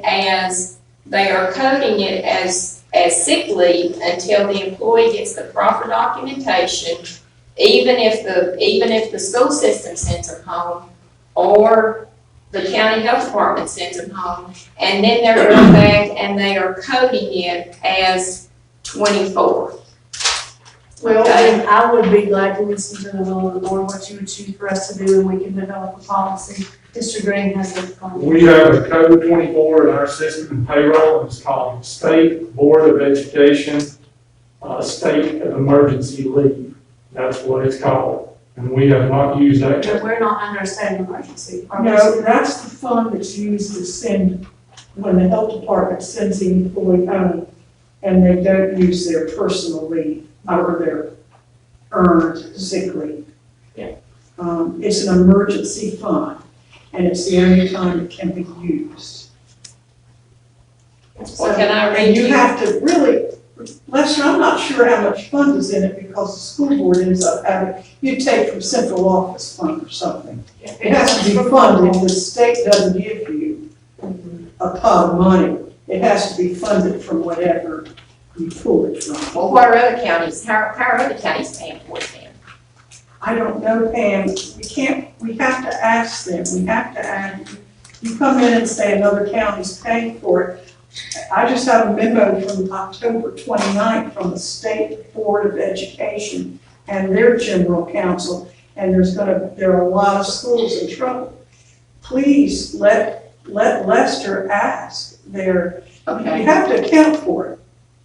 And this is an emergency fund. We don't need a policy, we have a state policy. It's an emergency fund that has to be funded by the Board of Education if it's to be used for an employee. So, Like I say, I know the these Board of counties, Education in some other county, you have to come with data. Please come with data and Lester can look at it and see how they're paying for it. You know, central office would pay for it out of some fund that's not going to be used. The state doesn't fund it. They're just saying on their contagious disease policy how it works. We go by state law. So we follow this policy. If we want to recite this policy and put it, besides it's in our manual, it's in our policy manual, the contagious disease policy. so in other words, But if I, please let the board know what school is paying COVID leave now and what fund they're using. well, I'm telling you, I just read the counties that are doing this, they are not taking sick leave away from their employees, they are Just come, coding it. please come so the board can look at, and Lester can look at what fund, how it's being funded, how they're getting past. They say they're coding it 24. Well, but they have to pull that money from themselves. Central office, let's say Well, it's apparently- $28,000 that the board codes 24. You're gonna have to come up with that from central office. Well, these counties that I just read to you are doing that. But you don't know, it would be nice for it to have data, how they're doing it, because the State Board of Education is issuing emails that boards are gonna be in trouble for what they're doing. Okay, so come with something that's the board can do legally. Can I ask Mr. Green a question? Put you on the spot, Mr. Green, how much money did the state put in Fund 24? None. It comes from central office. How much money is in lost? Well, it has to come from local funds or some of the Yeah, state that's what- funds. Yeah, You have the reality money, the local supplement. I mean, all They're taking from our local supplement sometimes. They're pulling from somewhere, if they are doing that, they would have to have, Local pulling from funds. somewhere else to put in there. I don't know where else we pull. And that's what this contagious policy says, is you have to use your local funds. And I say central office. And we it's- use local funds for things like, and that's just it. A lot of times we're using local funds and the board doesn't know what we're using local funds for. Well, yeah, you get the budget that Mr. Green gives you on the local, you just have talked about some of your local funds and supplements. And he can give you, he can reissue you. We have a very strict local budget. It's not very broad. For individual, well, not individual, but if we're paying for a teacher out of local funds, so we're partial local funds because we're going to have another teacher in that area. So And I don't know if, I wasn't on the board at the time, would the board have to approve that? You approve a local budget every year, and it's a line item. A budget is a thing, but we don't know who it goes to, correct? You should know, I mean, and you have the duty to ask. When you get a local budget, and it's a teacher code, you have a duty to ask if you have a question, who that is. And it may be a vacated position that you hire for later. Well, it shouldn't matter who's in the position, it's whether you need the position or That's not. right. So the whole position is irrelevant. Right. Teacher position. I don't know that we pay for anyone. Can I read you the email I got from Cherokee County? Sure. And this came from their finance person, I think, Mr. Green. Yes, the DPS, our manual does state that for contagiously disease policy, however, we are doing is whatever, she kind of was, is whenever we have a staff absent, we are putting them in first as sick leave. If it is COVID related, they complete COVID paperwork, which includes obtaining a copy where they have been quarantined by the health director. Response to COVID, we found this to be very effective way for weighing out the differences between staying home versus the COVID exposure, signs and symptoms, etc., so on and so on forth. Just trying to weed out some of the frequents, if you will, and then what she was saying is the frequent flyers that are using it for that. We do not charge our employees sick leave if the COVID related is an absence always and is initiated sick leave. Then once they have the documentation we need, we submit it to HR. That absence has been changed to contagious disease policy. We did not extend it any further, but we are using the contagiously 24 code to take away sick leave. And that's what I was told by Iredell County, Haywood County, Bundle County, Stanley County, and Polk County. And some of the superintendents told me that. So, but I can go back and go get more data. I just want to not see our staff get their sick leaves taken when other school systems are doing this for their staff, and I've not talked to all 99 counties, I know what our county's doing. But, I just don't feel like our staff, and I got an amen saying that, you know, our job is for our staff and our students for. That's what we're here for. And we're not here to attack them. And they've been through so much, so if there's any way possible to give them back their sick leave because they were told to go home by the school system, we need to be able to do that. And I don't know how they're doing it. I can go back and ask, but that's how they say they're doing it, is 24. And maybe they've got more money than we've got. What were you going to say, Ms. Walsh? I know in Cherokee County that they have, their numbers have been so high that they have had some mandated, that they have even started papers on families that have, they're told to quarantine their children, and they have sent them to school, and those parents have been charged in Cherokee County. I know of an incident in particular. So they have had some incidents where their health department is requiring people to quarantine. So I don't know if that's the case across the board, but I do know that has happened. And that's when that happens, when the health department did what she just said, and you read it in your memo, the health department.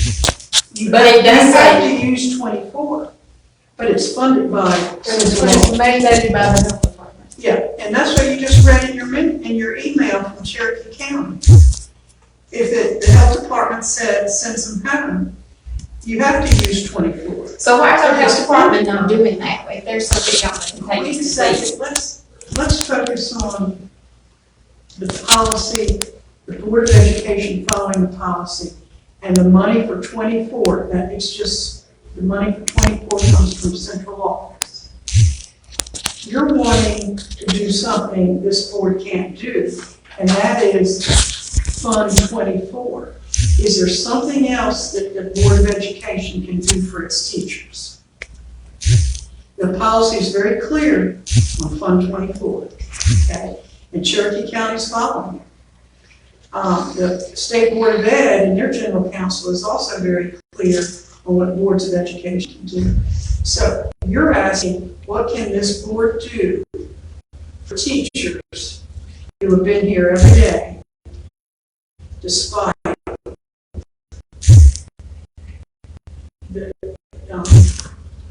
originally understood. So that's what we want to ask the board, because the board's got to follow the contagious disease policy. And they got to follow those regulations, state regulations that the State Board of Ed just reminded them of on Friday 29th. But what can this board do for its staff to recognize, and I think that's what you're asking, to recognize their above Actually, I think we should get the health department to take on their responsibility of what they're supposed to do during That's not our contagious job. disease. That is not our job. That is public health at the state level to give out mandates. So the board has no authority over the health department. So the health And department that's just what Cherokee County in that email, they responded to what the health department said. We can't manufacture anything from our health department. Again, what can we do for our staff? Well, we had some staff that's had to go be quarantined and go home, and we made them do that, and they've had to take their sick leave. We have in the past. And we made them go home. We have. That has been our policy. Well, That's it's the a toolkit terrible policy. policy, No, and it's it's the not. toolkit policy. It's the toolkit It's the policy. state policy, this board. We have followed the toolkit, which is the board's Which is responsibility. a recommendation, and like I say, I don't know how these other counties are getting by with it. Well, so what I'm hearing you say, a couple of things I'm gonna clear up. One is, in no way, shape, or form would I ever do anything that I feel like would hurt my staff, because I really take that very personal. And I feel like that this whole administration works very hard to work with the staff and not causing any undue hardship. We've done everything in our power to make sure that we have uplifted our staff, and we appreciate what they do. And if there's a way to resolve this, we certainly will be glad to look at that. The other thing I hear you saying is it looks like there's some information that's just coming out. The memo that Attorney Davis mentioned was October 29th. That was last Friday. It's brand new information. So my recommendation to the board would be to have Mr. Green and Attorney Davis to dig deep into this, look at what the policies are, look at the actual legalities of it. What if there are things to do? If there is not money in Fund 24, but where does that come from? Where do other counties do it? Maybe they have additional local money to be able to do that with, and if so, we need to find that out and see where it comes from. So it sounds to me like this is an opportunity to do a deep investigation and look and see if this is a possibility. Is this something, Mr. Green, I mean, I'm sure you talk to other finance officers, and We have a group email. I mean, I can poll each one to see. I know they're doing this, okay? But just like that, just like this latest memo stated, it's not so kosher, okay? They're finding out that there's an issue with school systems doing this, okay? There's a mandate, okay? It has to be mandated for an employee to be quarantined to be able to use code 24. It's that simple. And if they use 24, if they have, and that was, you just read that email. yeah, I assume that's from Stephanie Haas. I think, I don't know, I wrote it up on my phone, yes. And Yes, it is. in that email, she stated that those employees were mandated to be quarantined, okay? We haven't had any employees that were mandated to be quarantined. So until, okay, by the health department, okay? If the health department does have an employee and mandates that employee be quarantined, then using 24 code leave is an option. We'll cross that bridge when it comes. Okay, so why are other health departments getting on board with school systems to do We that? can't answer for other health departments. It's not, I mean, that's not within our authority or my realm. But you're welcome to call the public health department, public health and ask that question. Well, if I'm given permission to, can I do that? You can call them, that's your prerogative. Sometimes when I do things, I get not, I have to go through channels. So. So will we look into that? Can we look into that? Do you mind if you can throw out an email? Can you throw out an email to all finance officers and say? Yeah, we have a group email Okay, to Region 8. thank you, Mr. I Green. will add that back to the December agenda. Thank you. Ms. Elliott, board policies.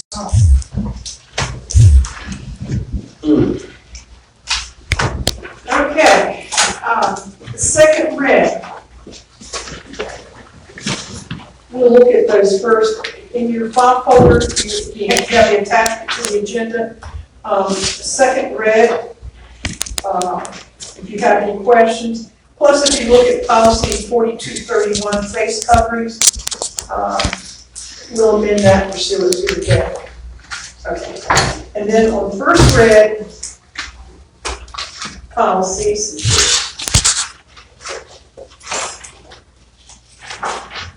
if you look at domicile or residence requirements, this has changed predominantly because of military requirements. It used to be that if you were on active, if you'll go to C5. C5, if you were on duty in North Carolina, you couldn't be in school here in Grand County, you'd be down at Fayetteville, or you needed to be at Fayetteville. So that's all changed. It doesn't make any difference if your installation is in North Carolina. If you keep the child here, the child can be enrolled in this school.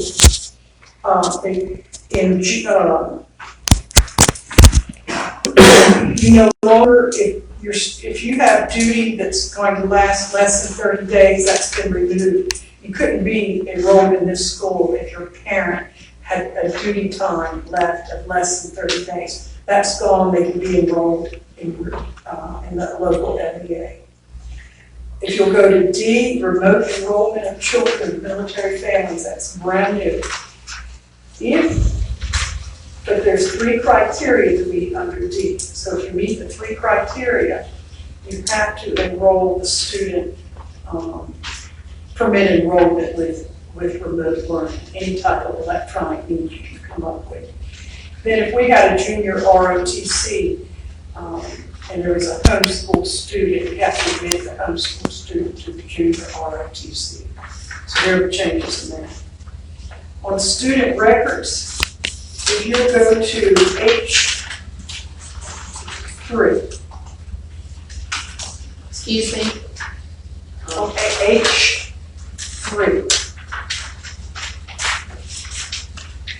Release or disclosure of records to others.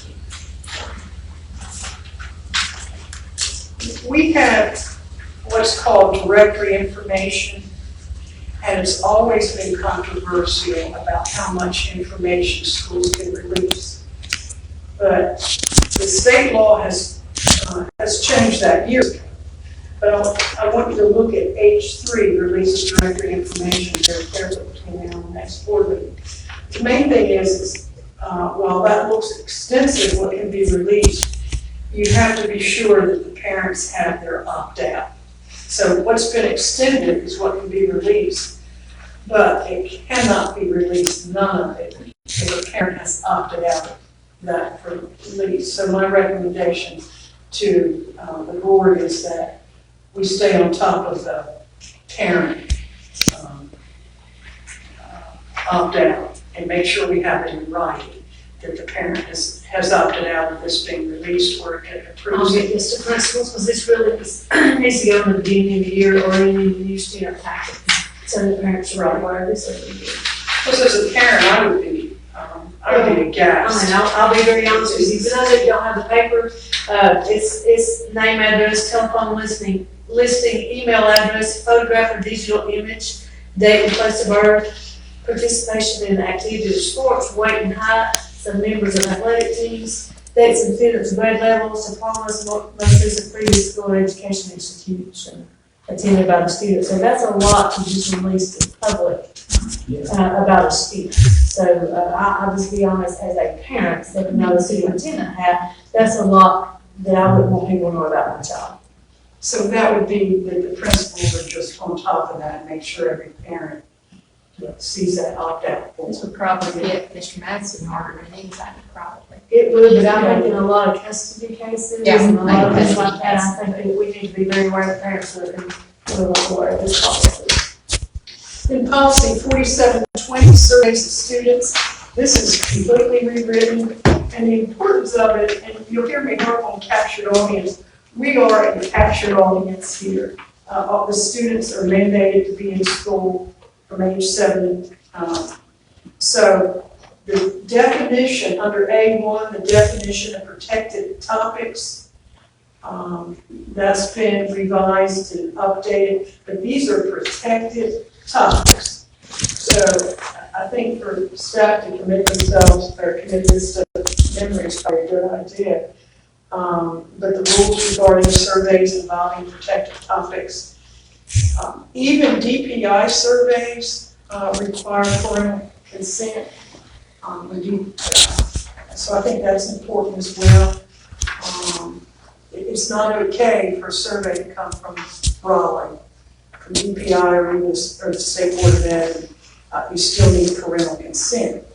And then for third-party surveys, you need board approval. We've got to remember that's very important. Because I think over the years I've been involved with requests for third-party surveys. I think it's well written. Those are protected topics. Any survey, because we're a captured audience. It's sort of like things our own. When we contract for people to come in and do the new tech or help Myra, I mean, they can't be taking surveys either. They're a contract for us, and they can't reach out and obtain information about our students. So we just need to be careful with everyone. Ms. Knight, can I make a request going back to that directory information? If ever how the board has to approve these policies and whenever that gets in place, could we at all 3 schools, because we don't have that litany of information in front of us, could all 3 principals be given almost on Graham County Schools letterhead, the same form that goes home to all parents so that we're not having to generate that at the school level? Yes. Thank you. Then on policy 7510, leave,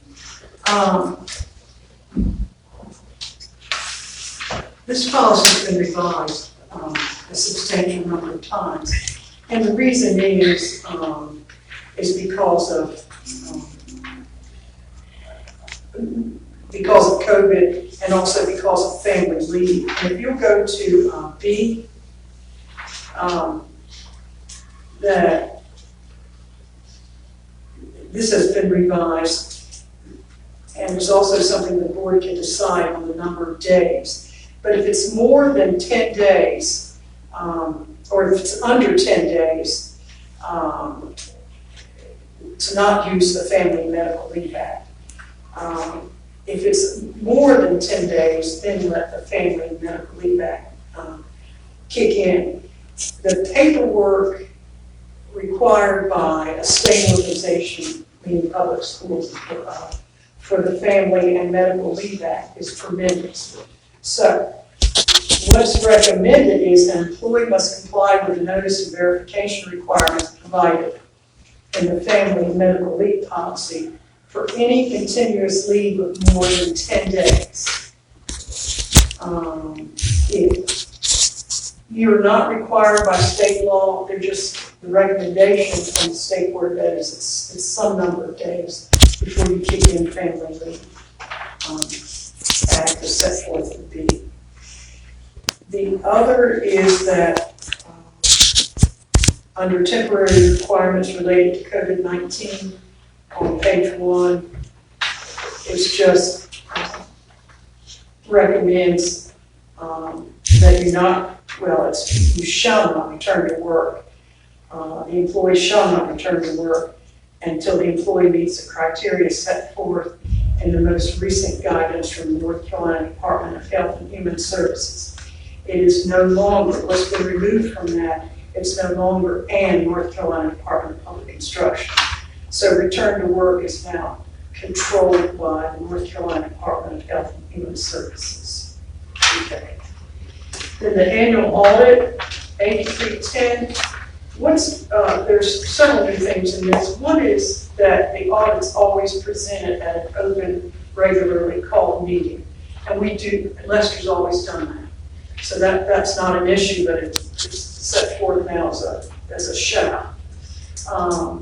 Then, if the board ever needs to make a response to the auditor's findings, they found something that you're required to make a response to state treasury, you have to do that no later than 60 days from the day the auditors present it to the board. That's new. And sometimes you have to make a response if there's not enough separation of duties is found. And so you need to respond how you're going to fix that. And you need to send it to state treasury. And you now have just 60 days. You can't wait 6 months to do it. You have to have 60 days from the day of the presentation. So that concludes first reading. And we voted on the second reading, is that correct? Or Correct. amended today? Do I have a motion to approve, policy number 3620, extracurricular activities and student organization, policy 4040, staff-student relations, policy 4231, 5021, and 7263, face coverings, with the amendment that we executed today, policy 4400, attendance, policy 7720, employee political activities, policy 7900, resignation, and policy 8341, limited claim settlement. Do I have a motion to approve these policies after second reading? So moved. Do I have a second? Second. All in favor? Any opposed? All right. Is that it? Okay. Do I have a motion to go into closed session? Pursuant to the provisions of North Carolina General Statute 143-3181.11, parentheses A, parentheses 3, and 143-318.11, parentheses C, I move that the Graham County Board of Education go into closed session to receive advice from Ms. Ellen Davis, attorney for the Graham County Board of Education, which advice comes within the preview of the attorney-client privilege. The advice will be general legal advice about legal issues and legal matters. Pursuant to the provision of North Carolina General Statute 143-318.11C, parentheses C, I move that the Graham County Board of Education go into the closed session for the purpose of considering personnel matters as defined in and allowed by North Carolina General Statute 143-31A.11, parentheses A, parentheses 6, the North Carolina General Statute 115C-341. Do I have a second? Second. All in favor? Any opposed? Yes, I recommend that you accept the resignation of Carly Odom. Do I have a motion to accept the resignation of Carly Odom? So moved. Do I have a second? Second. All in favor? Any opposed? Okay. I recommend that you employ Trina Brackett and Jessica Beasley in positions of school nurse. Do I have a motion to employ as school nurses Trina Brackett and Jessica Beasley? Do I hear a second? Second. All in favor? Okay. I recommend Joseph Anthony McDaniel and Cambry Anderson for volunteers. Do I hear a motion to approve volunteers Joseph McDaniel and Cambry Anderson? Do I hear a second? Second. All in favor? Any opposed?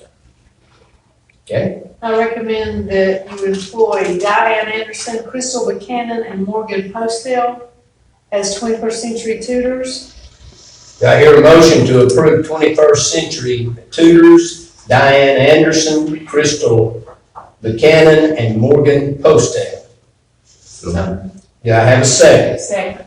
All in favor? Any opposed? Okay. And I recommend that you employ Gabrielle Pringle in the position of mental health counselor in the 21st Century Program. Do I have a motion to approve Gabrielle Pringle as mental health counselor in the 21st Century Program?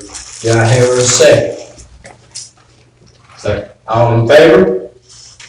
Any opposed? Okay. Are there, I'm sorry, I was just gonna say the announcements. are there any announcements? Yes, so your next Board of Education meeting will be on December the 7th at 10 a.m. Do I hear a motion to adjourn? Do I have a second? Second. All in favor? And I'm sure there's none opposed.